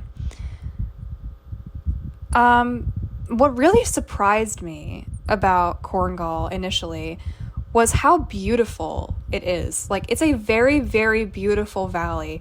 You have rivers and mountains and snow and trees. It's like, it's not as barren and plain as the desert. And yes, the desert is beautiful in its own way. Generation Kill is genuinely a beautiful show. There are so many gorgeous shots. The sunset, the sunrise, the Humvees rolling through the desert. Like, there are so many shots I could point out as just being beautiful. But Korengal is beautiful in a different way. I know it's beautiful and deadly. And that's kind of the allure to it in a way, where it's so pretty and you want to stay there. And a lot of the soldiers there joke that they could make a really nice resort out of Korengal, because even though it's really dangerous, it's a really beautiful place. And you could ski down the mountains and you could have this, like, you know, ski lodge resort if you really, really wanted to. But you can't, because it's a war zone. And the guys seem like they're having a great time when they're not getting shot at. And, you know, it is a very poor area and very remote. You know, in the desert, you get the sense in Iraq that there's people all over. There's Iraqis all over. There's, you know, enemies around. You know, you can roll through, you can kill them. But, you know, you're kind of the boss. Nobody's really gonna mess with you unless you mess with them first. And they seem very capable of dealing with any kind of overrunning or insurgency or flanking or whatever. You see this a lot in Gen Kill, where you know, the soldiers kind of seem more in control of their situation, while the soldiers in Korengal, all they really have is this connection with the elders of this village in Korengal, the Korengalis, who are the kind of head honchos of maintaining some presence there. And, you know, they don't want the military there because they'll, you know, inadvertently kill civilians, or they'll mess up their livelihoods with their crops or with their animals, with their goats, which are kind of their currency in a way. And they have this diplomatic relationship, the soldiers and the elders, where they go to these town meetings and town halls, and they talk about ways to improve their relationship, because the soldiers are there to help the Korengalis by opening up this road and this road pathway so that they can transport goods and get rid of the Taliban presence, because the Taliban is using the Korengal Valley to trade and transport weapons through Afghanistan. And so the soldiers are there to kind of protect the valley and protect this village and protect the valley itself. I mean, I already said that. But they're also there to set up this democratic presence, more or less, while this village in the middle of nowhere, and they're kind of forced to have relationships with this foreign occupying force, while hopefully not losing their livelihoods at the same time. And so, Korengal is a beautiful place, but what makes it really interesting is that it's also so dangerous because the Taliban is crawling all over this valley and they have the entire outpost surrounded. They know what the Americans are doing all the time. They can see them. They have eyes on them. They're everywhere and they constantly shoot at them. And so these soldiers get into firefights multiple times a day and they're always on edge. They don't really have any reprieve. Their living conditions are horrible because they literally built this outpost from scratch with like blocks of wood and stone and little makeshift shelters. And they try to make it as home-like as possible. They put up little string lights, but it's not home. I mean, it is home to them, but it's not really home. And also the big difference between the soldiers in Korengal and the soldiers in Jenkil is that the soldiers in Jenkil are only in Iraq for 4 weeks. That's like barely even a full month, while the soldiers in Korengal are there for 15 months, over a year. It's so much different what these soldiers experience, not to mention the amount of violence they faced is so much more than what the soldiers in Iraq did or the Jenkil Marines did. It's a completely different experience, and yet you understand and get to know the platoon in a much similar way, and they act very similarly.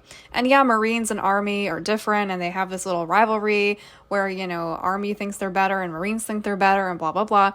But discontinuing that point, they're very similar.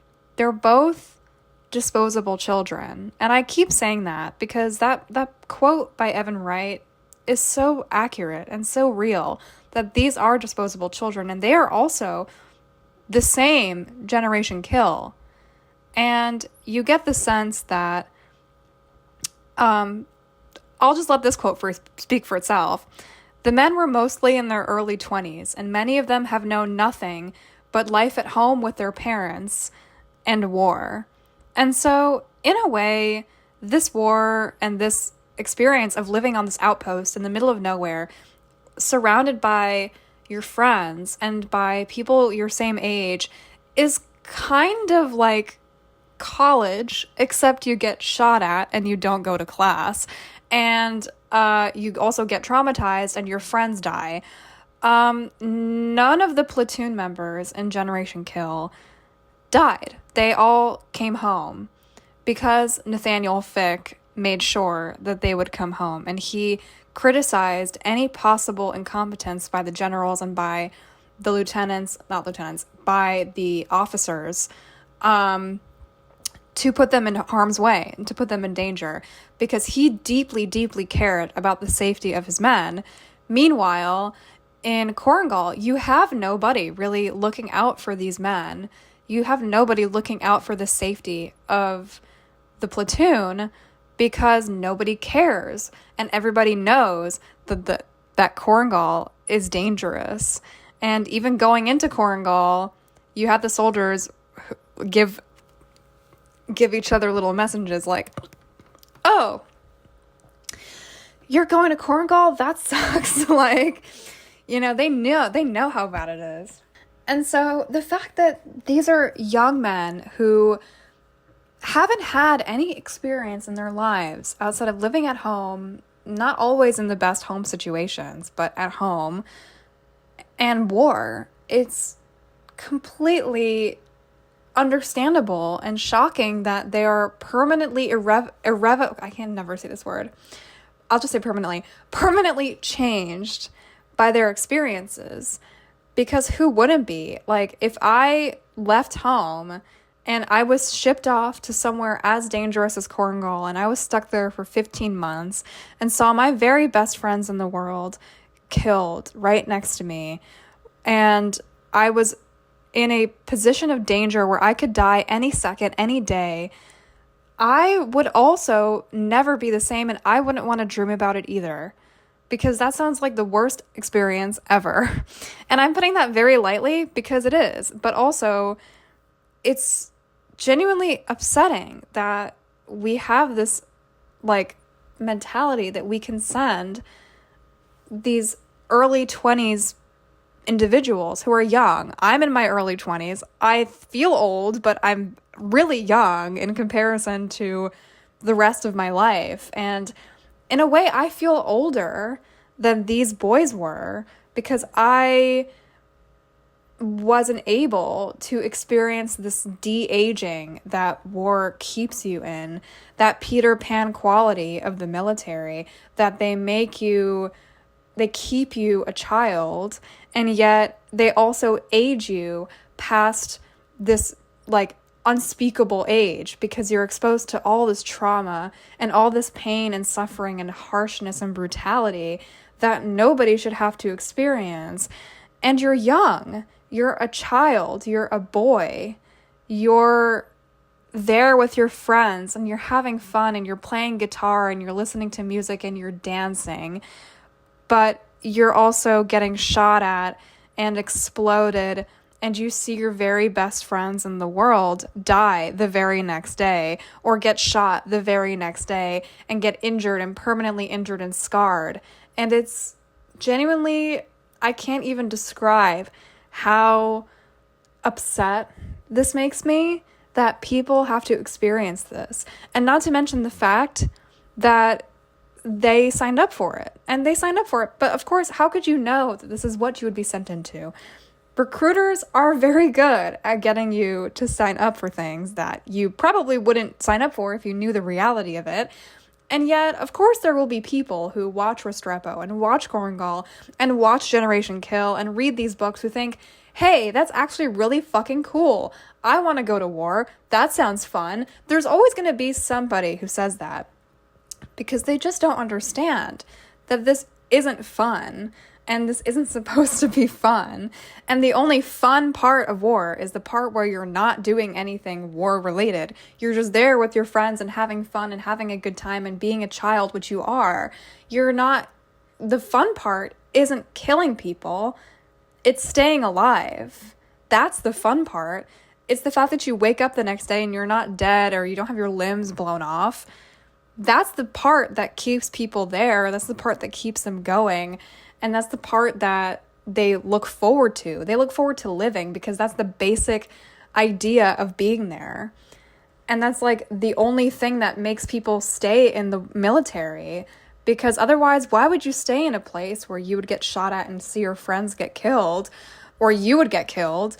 Because it's simple. All you have to do is live. All you have to do is survive until the next day, until the very next day, until the next day, until the next day. And all you have to do is be there and be there with your friends and hold your gun and shoot your gun. That's it. All you have to do is survive, and hopefully luck will save you and not kill you or maim you permanently. And it's just, why? That's exactly what this asks. And Generation Kill asks the same exact question, just why? Why would these people want to come home after being here? Why would these people want to leave after being here? Why would these people do anything else? I cannot, genuinely, after watching Restrepo, I genuinely cannot imagine going back to regular society after seeing these things and being in these places.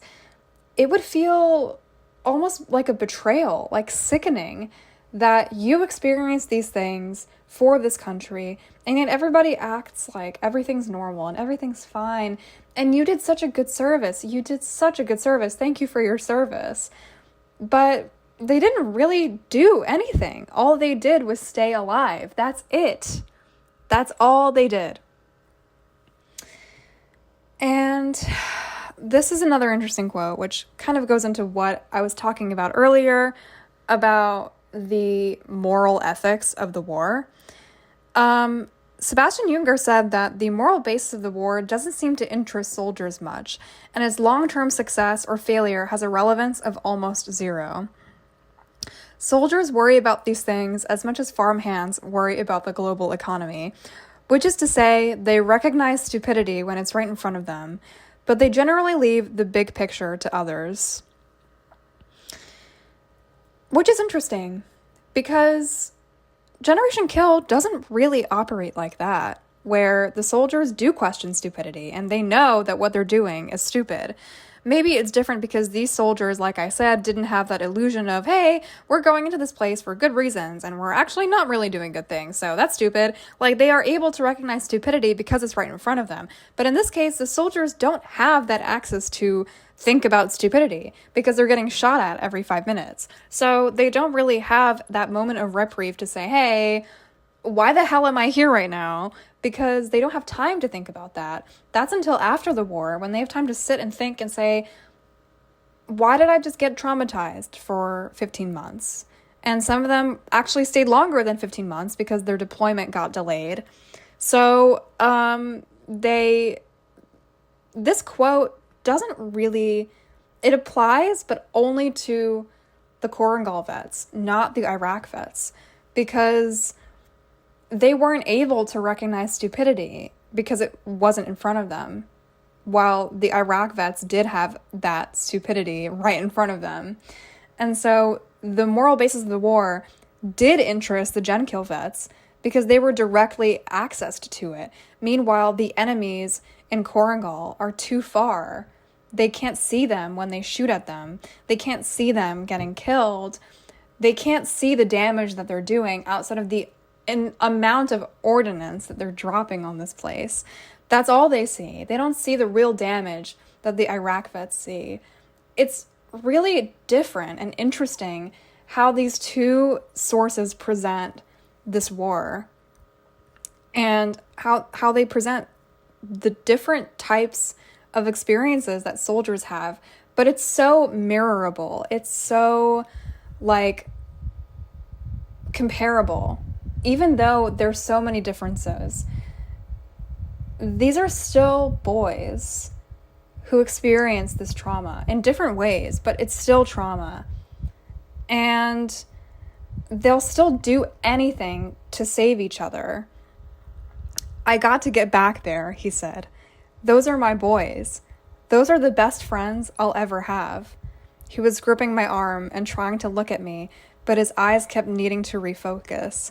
They never got it quite right.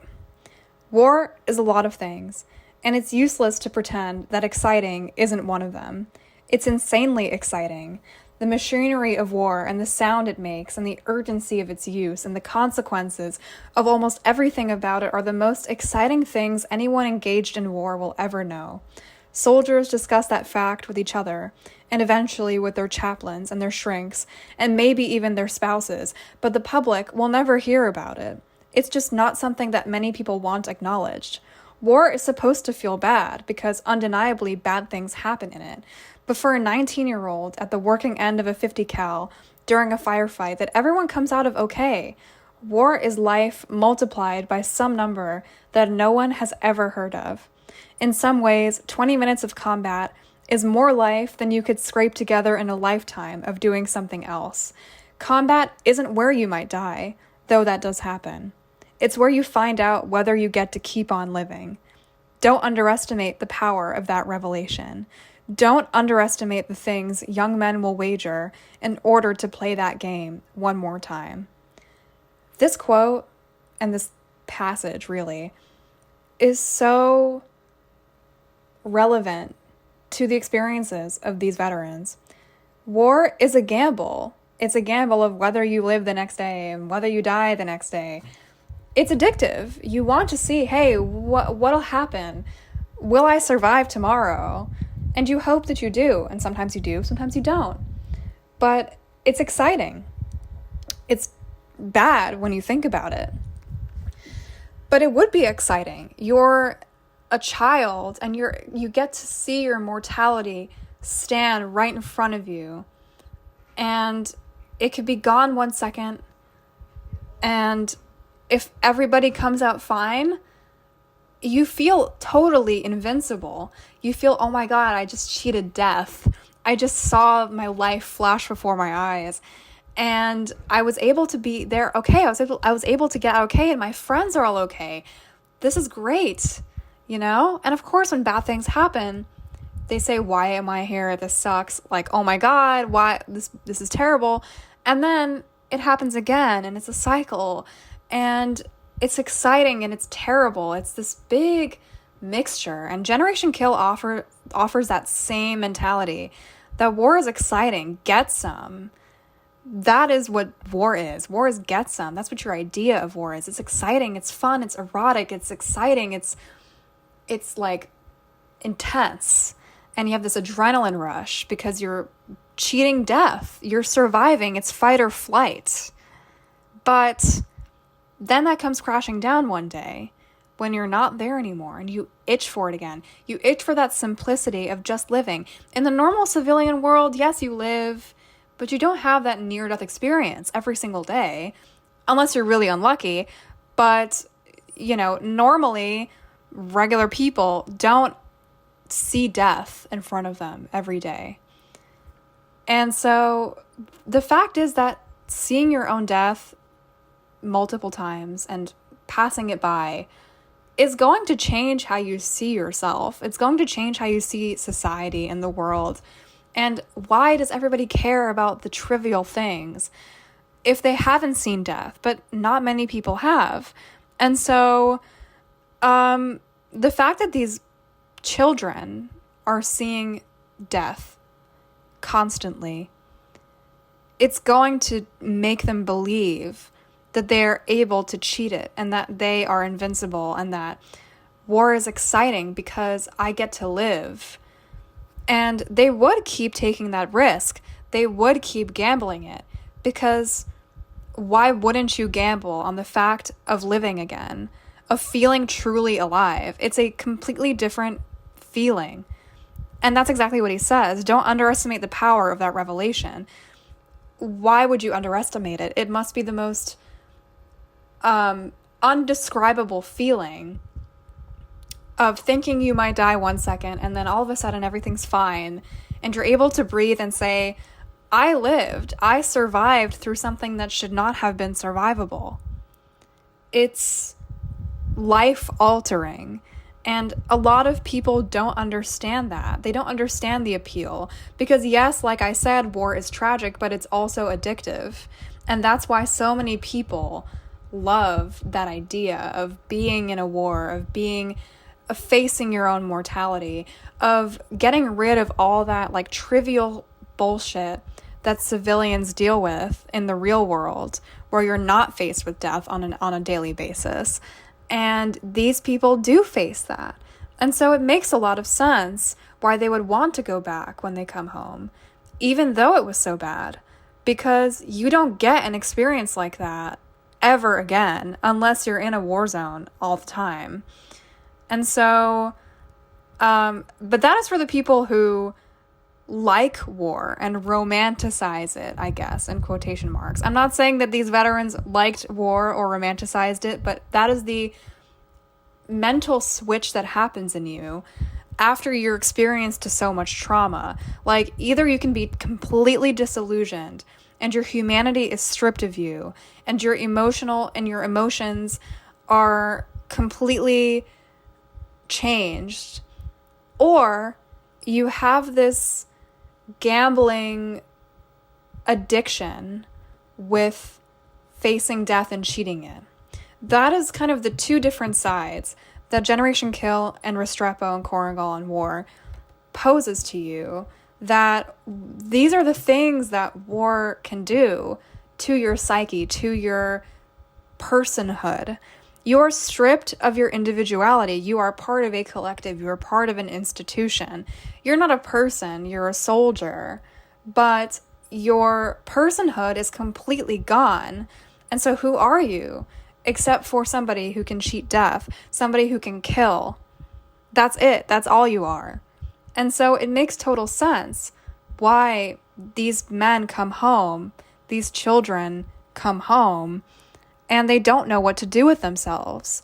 And they're hurt, they're scarred, but they'll also be desperate to have that itch to scratch it, to feel that again. And it's not possible to age yourself because you're trapped in this limbo of a childish mentality that, oh, if I, jump off the chair, I will fly. That kind of childish mentality that a, 22-year-old team leader becomes a father figure for a 19-year-old private. A 27-year-old in Restrepo is considered an old man. And so age isn't really like a factor here. It doesn't matter how old you are. It's sort of like what rank you have, and it doesn't really matter, this societal expectation that we have that, oh, if you're older, you know better, you're wiser.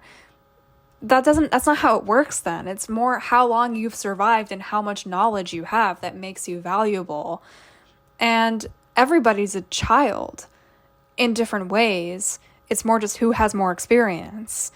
And so a 22-year-old being a father figure for a 19-year-old makes sense because a private knows much less than a team leader. And so another quote here, an effeminate Afghan soldier is seen as a woman. New privates are called cherries and are virtually thought of as children. Men form friendships that are not at all sexual, but contain much of the devotion and intensity of a romance. Almost every relationship that occurs in open society exists in some compressed form at Restrepo, and almost every human need from back home gets fulfilled in some truncated, jury-rigged way. The men are good at constructing what they need from what they have. They are experts at making do. The willingness to die for another person is a form of love that even religions fail to inspire, and the experience of it changes a person profoundly. What the army sociologists, with their clipboards and their questions and their endless meta-analysis, slowly came to understand was that courage was love.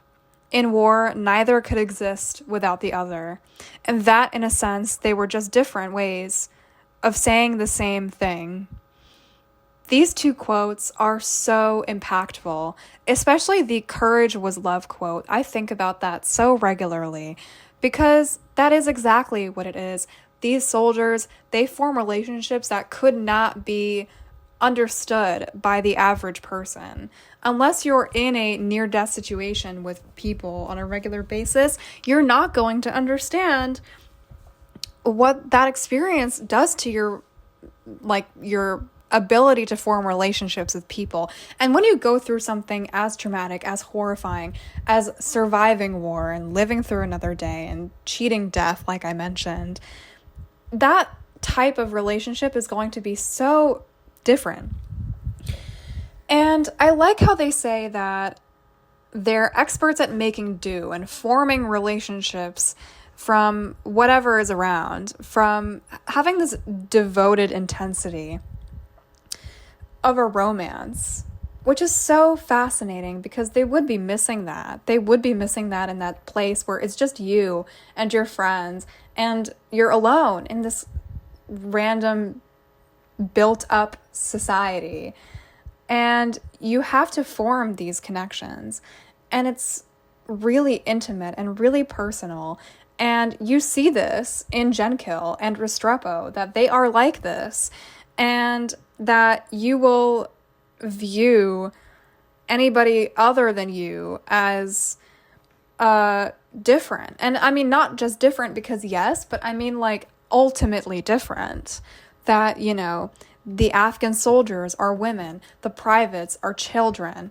It's, a 27-year-old's an old man. It's like you come up with what these social constructs are, who these people are, who they mean to you. You're creating your own society. And that's so shocking to think about from an outside perspective. You wouldn't really imagine that these people are capable of doing this, and yet they do, And we see this in Genkill, though, to a much lesser degree, because of course these people spent 15 months in a desolate, remote area. You're going to form these unthinkable social conventions.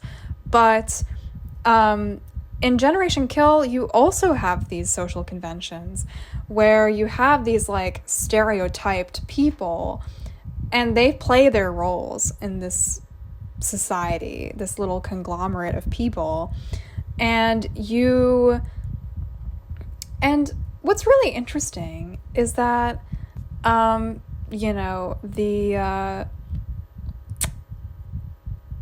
the willingness to die for another person is a form of love.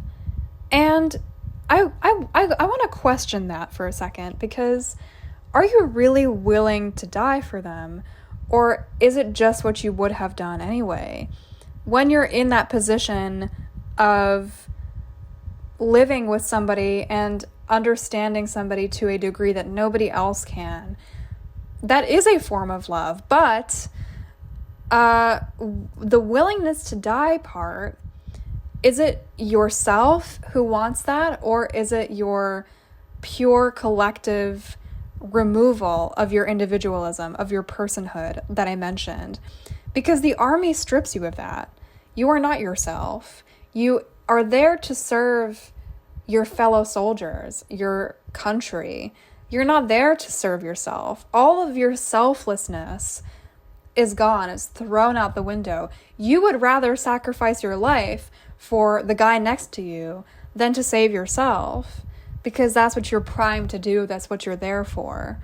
So is that really love? Or is that just what you would have done anyway because you were brainwashed into doing so? That's what they're saying. And courage is love. But is it really courage? And is it really love? If it's just the guy next to you, would you love this person? Would you do this thing if you weren't in this war zone? Definitely not. You probably would hate the guy next to you in real life. But you're in this life or death survival situation. And the same thing happens in Genkill. Like, they have this deep devotion to each other. They would sacrifice themselves for each other, even if they really hate each other or act like they do. And it really showcases this like military brotherhood that other shows and other films and other books and other documentaries really try to capture, but aren't able to. And that is what I found so impactful by Restrepo and by Generation Kill, that they show this in like a really deep, intimate way that you just don't get anywhere else. And this is and this is the truth. This is what it's like. You form this brotherhood and then it's addictive and you want to keep it because you don't have a relationship like this anywhere else. In Restrepo, or I think Korngal, I might have this quote down there later, but one soldier says, I love my parents and I love my wife, but I don't have the same relationship with them as I have with these guys. I would do anything for these guys. Like, even with somebody you married, who you love, you don't love them the same way that you love these guys, because they would jump on top of a grenade for you, and you would do the same thing for them subconsciously, because that is how you are primed to think. It's really interesting about whether love has anything to do with agency. And I know people will say, oh, you don't really control who you love. That's true. But, are they really allowed to love, or are they taught to love is the real question. I'll let you think on that, because that's interesting. A lot of people told me I could be anything I want to be. If that's true, why can't I be a civilian and lead a normal life? Probably because I don't want to. Maybe the ultimate wound is the one that makes you miss the war. Miss the war you got in. That makes you miss the war you got it in.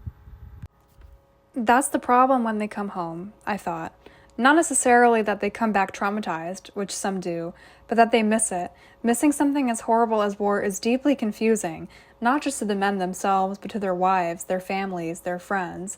There is a temptation to pathologize the whole thing and dismiss vets as adrenaline junkies who have somehow become addicted to war.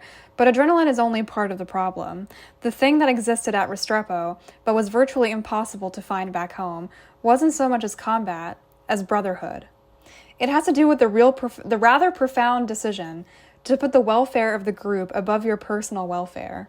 In such a system, feelings are meaningless. In such a system, who you are entirely depends on your willingness to surrender who you are. Once you've experienced the psychological comfort of belonging to such a group, it's apparently very hard to give up. That's exactly the point I made before about how brotherhood is addictive and that you want to stay in a group like that because you don't have to deal with your individualism, your selflessness, your personhood. You know that you're protected in this group of people. And that's the addictive part. It's not necessarily living the next day or the adrenaline of battle, but it's the brotherhood. It's that camaraderie and that protection that you feel, knowing that they would do anything in their power to save you if something happened to you. And that, yes, they are traumatized, but they miss it at the same time. They miss that feeling because you can't get that anywhere else. And that's what you see them trying to maintain after the war. They go on their online forums, on their blogs, and they try so hard to maintain that brotherhood. A lot of them stay in contact with their war friends forever. And they go to these groups and they go to these organizations because they want to keep that connection, that relationship, that mentality that they would miss otherwise, that they would never get back. And Restrepo and Korengal was also a failure. In a war that had been undermanned and underestimated from the very beginning, military commanders were constantly making decisions about where to put their scarce manpower. And by the end of 2009, it became clear that Korengal was never going to be pacified with the troop strength that was available. And so Korengal was a failure. Just like the war in Afghanistan, just like the war in Iraq. But it tells you the exact same story as Generation Kill, more or less. That brotherhood is what's important, but it's not just the brotherhood. It's that tragic feeling, that sickening feeling that you know that these veterans are going to be alone, that they're going to be let down, and they're going to be left and dropped and abandoned by this country who's supposed to care, who's supposed to protect them, and all they have is each other. That is the real quality of Generation Kill and Restrepo and the Iraq veterans against the war, and what the Bush administration tried to hide, that these veterans will be alone, and they did nothing meaningful. All they did was survive. That's it. And what makes Restrepo so powerful compared to Generation Kill is that I got to know these men, and I got to laugh and fear and mourn alongside them, and I understood the fear and the uncertainty that came with being there, that you're dropped into this gorgeous valley, into the flat deserts of Iraq, yet it's so dangerous and horrible, and there's also this fun summer camp mentality that you almost want to stay there. That the funny moments and the fun moments and the really sweet, heartwarming moments are what makes you stay, because that's the brotherhood, and that's the brotherhood that makes them want to stay also. You don't want to stay for the battle. You don't want to stay and keep watching civilians get burnt up and shot and blown up. You want to stay because it's nice and it's fun and you get to be there with your friends and survive. But that's not what war is it? That's just friendship. That's just love. War is pain. It's nothing nice. the nice thing is not being in war. It's not getting shot at. It's not shooting people. It's not killing people. The only people who think that way are the Trombleys of the world. But you have to think like, not like Trombley. What's another good example? You have to think like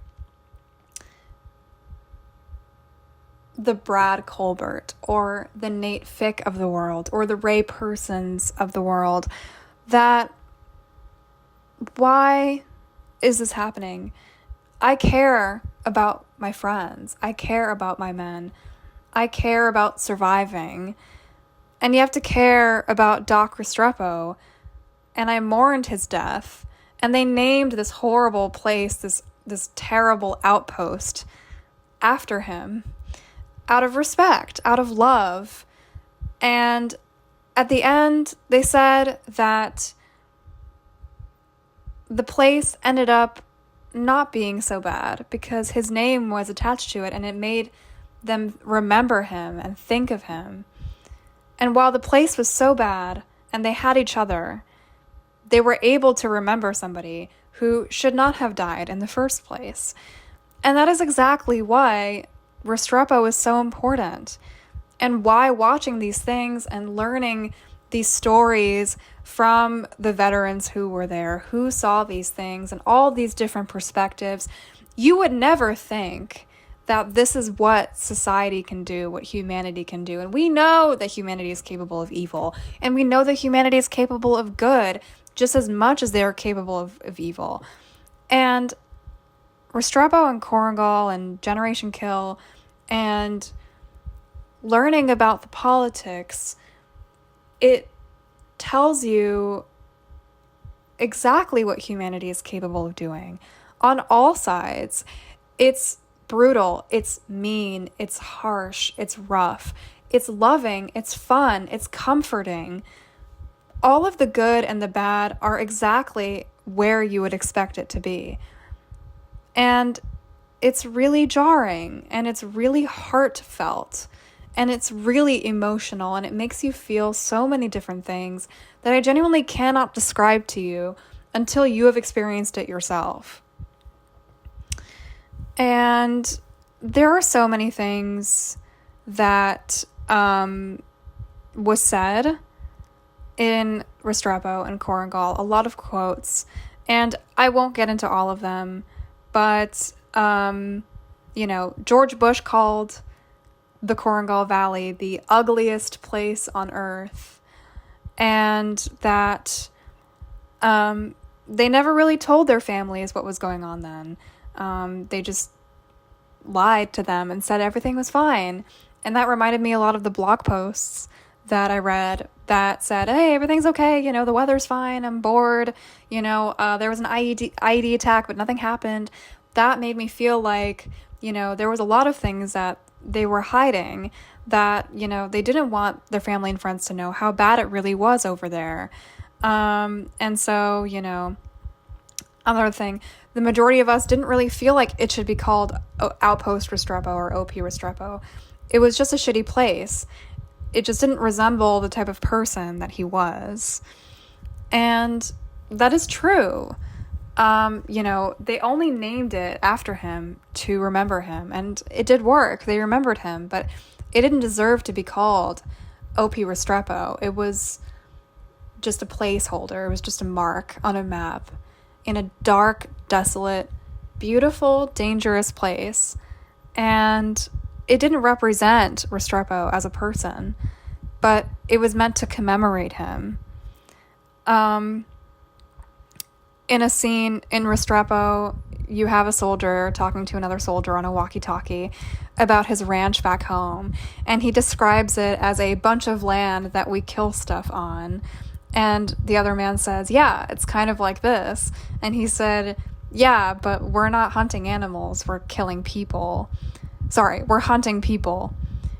Which is so true, but it's so interesting that that soldier is self-aware enough to understand that they're there to hunt people and they're there to kill people. And it's a lot like Trombley in the fact that he knows that they're not there to do good. They're there to kill people. And they don't come into this with any positive illusions that, yeah, we're here to get revenge. We're here to kill. We're not here to do good. And maybe some of them believe that they will be doing good. But, once you've been in that place and once you've been shot at enough times, you're only going to think in a kill or be killed mentality. And so, they also play with each other and they joke and they also make pop culture references very similar to the Marines in Gen Kill. They play fight, they beat each other up constantly, they show their machismo, and yet they also make these like really risque sexual jokes at each other and innuendos, and they say, yeah, I'd screw him back in the States, like he's so beautiful, look at him, he's beautiful. And that reminds me so much of Generation Kill, where they talk about Rudy in the same way. And it's really interesting because there is this like love and like intimacy that comes with being in this place with these people that you can kind of laugh at on an outside perspective, but it makes so much sense. And the fact that there are no women in the vicinity also makes a lot of sense, that they would start like hitting on each other and being, kind of homoerotic with each other, because there's really no other way to express your sexuality or your love, because that's just how it is. That's just how you feel. And whether you really find your friend or guy or whatever attractive is one thing, but they definitely joke about it. And so, that's a really interesting comparison to make with Gen Kill, because the same exact thing happens there. And it really makes you wonder, like, what war does to your sexuality and what it does to, like, how you feel about your same sex counterparts or people. Like, what does that do to how you view your fellow soldier and your fellow person? Like, do you still see them as men, or do you just see them as an extension of yourself? Because like I said, it's a collective. And as somebody who would lay down their life for you in any situation, and like we said before, courage is love. And so that these men would do anything to save you, and that they love you and you love them back. And so that is like such a deep emotional core that I think really gets at Gen Kill, and it gets at the truth of war and what it's like, because nobody really understands that love until you've been there. And the trauma, inability to sleep. I can't sleep, honestly. I've been on about 4 or 5 different types of sleeping pills and none of them help. That's how bad the nightmares are. This is what Cortez said. I prefer not to sleep and not dream about it than sleep and just see the picture in my head. Is pretty bad. That's actually stuck with me for the rest of the deployment, stuck with me through coming back here to Italy, where they were stationed. I still obviously haven't figured out how to deal with it inside. The only hope I have right now is that eventually I'll be able to process it differently. I'm never going to forget it, never going to ever let go of it. I'd even let go of it. I don't want to not have that as a memory, because that was a ton of the moments that makes me appreciate everything I have. And that is so, I always say that is so, but that reminds me a lot of the VA, and like, how would they possibly treat him? Because they would just give him adjustment disorder diagnosis. It makes me so sad, because Cortez would have to fend for himself in this scenario. Like, he would have to process it himself. Nobody can help him with that. He said he's on 5 different types of sleeping pills and none of them help. Like, it's so sad. But yeah, no, it's just so harrowing, and I feel so bad for him. And eventually, when they finally left Restrepo, they said they're never coming back, and it's time to go. And the name eventually fit the place after a while, and that after it became built up and it became a better place, it was for Doc Restrepo. And that when they heard Restrepo, they still thought of the person. And then you get to Korengal, and the message totally shifts. Like, it's not this, oh, we hate Restrepo, but we kind of love it at the same time. Korengal is all about missing it. It's all about longing for Restrepo. That, is there anything they miss about it? They'd rather be there than home. They'd go back to Korengal right now if you ask them to. And that is so surprising, because I heard of all those soldiers who would rather kill themselves than go out to another deployment. And these men would rather go back to Korengal, where they would get shot at every single day for months and live in horrible conditions, but with their best friends. And we know why they would come back. We talked about this, but it's still surprising. And I guess as a civilian, I never will understand. But the fact that they're able to say this and communicate this, that they would go back without really any shame or, stigma or something like, oh, why would you want to go back to war? I understand why, but it still surprises me that there is that mental subdivision that you want to go back to a place so dangerous because you miss that thrill and you miss that survival instinct. And that, you do terrible things in war. That's the terrible thing, that you have to live with it afterwards. But you do the same thing if you went back. So what do you do? In this quote, they say, it's an evil, evil, evil thing inside your body. It's like good versus evil inside. And everyone tells you, you did an honorable thing. You did all right. You're all right.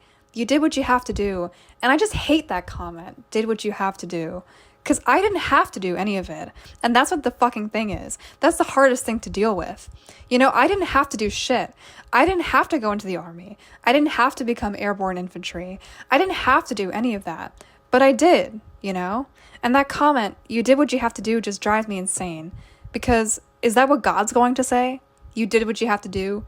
Good job. Punch you on the shoulder and fucking say, welcome to heaven. I don't think so. That quote is really interesting because it makes you consider a lot of Generation Kill. Because that is very similar to what the message of Generation Kill is. That, did they do what they had to do? It's good versus evil, like this person says. And, everyone tells you did a good thing. You liberated the Iraqi people. You stopped you stopped the Taliban. You did all right. You did what you have to do. You served your country, right? He says, I didn't have to do any of it. I didn't have to sign up. I didn't have to be here. I didn't have to do it, but he did it. And he did these horrible, evil things. He do terrible things. And you have to live with it afterwards. And the soldiers of Generation Kill have to live with it afterwards. And the soldiers of Korengal have to live with it afterwards. But what does that do? What does that do to somebody? There's so much that goes into it. There's so much. And, the fact that the soldier feels enough guilt about the things that he did, you don't really see this in the other Restrepo soldiers. They're not really guilty about what they did. They're guilty about losing friends. They're guilty about the trauma they saw, that they experienced. They're not really guilty about their actions. Meanwhile, in Iraq, they're all guilty. They all know that they did horrible things, and they either accept it or they don't. Or they justify it for themselves. But there isn't a lot of inner justification. I mean, there is a lot of inner justification that the soldiers of Afghanistan do, because to them, the war was much more justifiable. And they're able to say, oh, the terrible things I did, yes, they were bad, and I was traumatized, but at least it did something. It served a purpose, I guess. Not in the grand scheme of things, of course, but at this time, when Korengal came out, we were still in Afghanistan.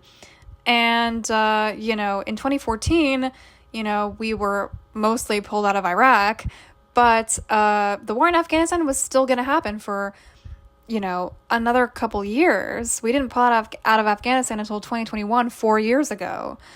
And, it's it's really, really interesting. Like, it's really, really, really, really interesting that there's a lot of this inner conflict with a lot of these soldiers. And you see that, and that's the truth of how it is.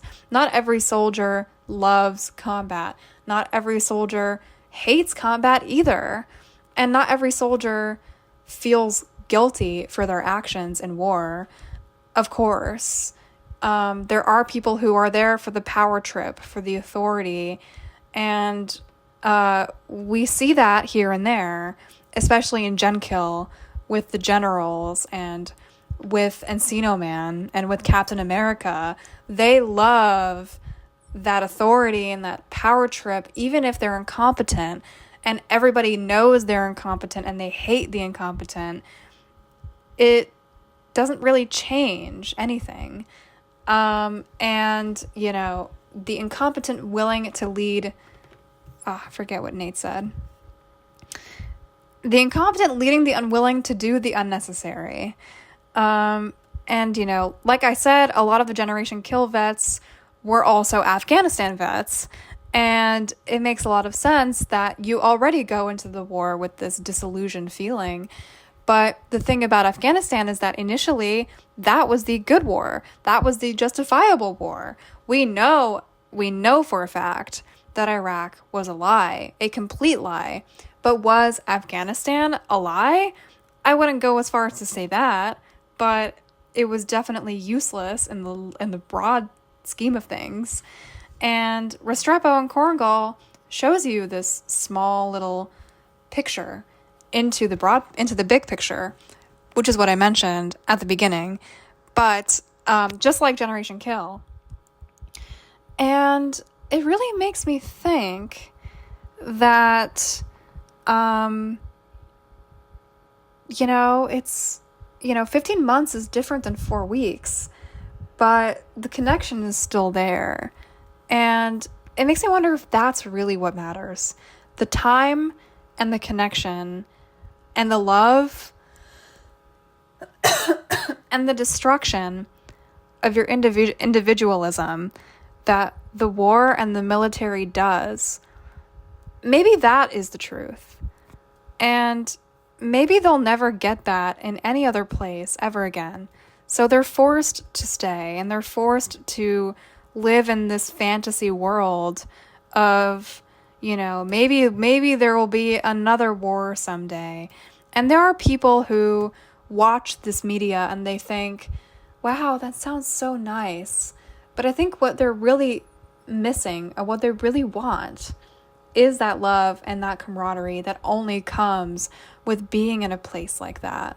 Because I can't think of any other reason outside of being, you know, a Dylan Klebold wannabe like Trombley, that you would want to risk your life just for being with your friends, just for having friends, really. And then, you know, people sign up for the military for different reasons. Maybe they just want to pay for college. But in the end, it is terrible. And it is tragic. And the fact that this country doesn't care about its veterans is the real cherry on fucking top, genuinely. Because you have these soldiers, and they have this camaraderie, and they have these friendships, and they have this love for each other, and they have to foster it together. They have to stick together.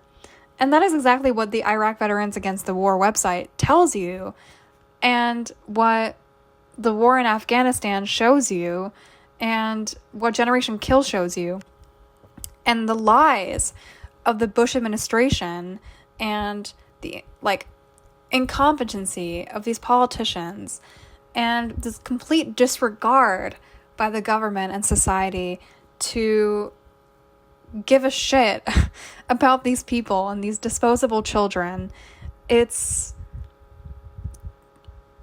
just so many different emotions, and you feel a lot of empathy, and you feel a lot of pain, and you also feel like you're part of this group. And that is what's so powerful about Generation Kill and this media and the truth of war and what it tells you about war, is that you feel by proxy like you're in this group. And that's what makes war media so addictive to so many people, because you feel like you're a part of this group and you're experiencing these things together. But what Generation Kill does is it shows you the real quality of it. It's not like a fun little adventure, but there's a lot of grit and violence sprinkled in. It's like the Ferris wheel in Fallujah. With Restrepo, the conditions are horrible, but they end up dragging a generator in just to play Guitar Hero and string up string lights in their barracks and tattoo each other. And it's a really nice feeling to watch these soldiers love each other and have a good time despite all this adversity and pain and trauma that they're facing. And you know that they'll be alone when this is over, and you almost don't want them to leave. And yet when they do, you feel happy for them because they're out of danger. And then they're faced with this trauma and they have to deal with it at home and not talk about it. And if they do talk about it, they can share it online on a website that will be turned into a gambling website like 10 years later. This concludes my uncut video essay, podcast, whatever you want to call it. I hope you enjoyed, and please leave any comments or corrections. I would love to hear from you. And please check out my book, Burnt Olives. It's in the description. Thank you so much. Have a great day. I'll see you next time.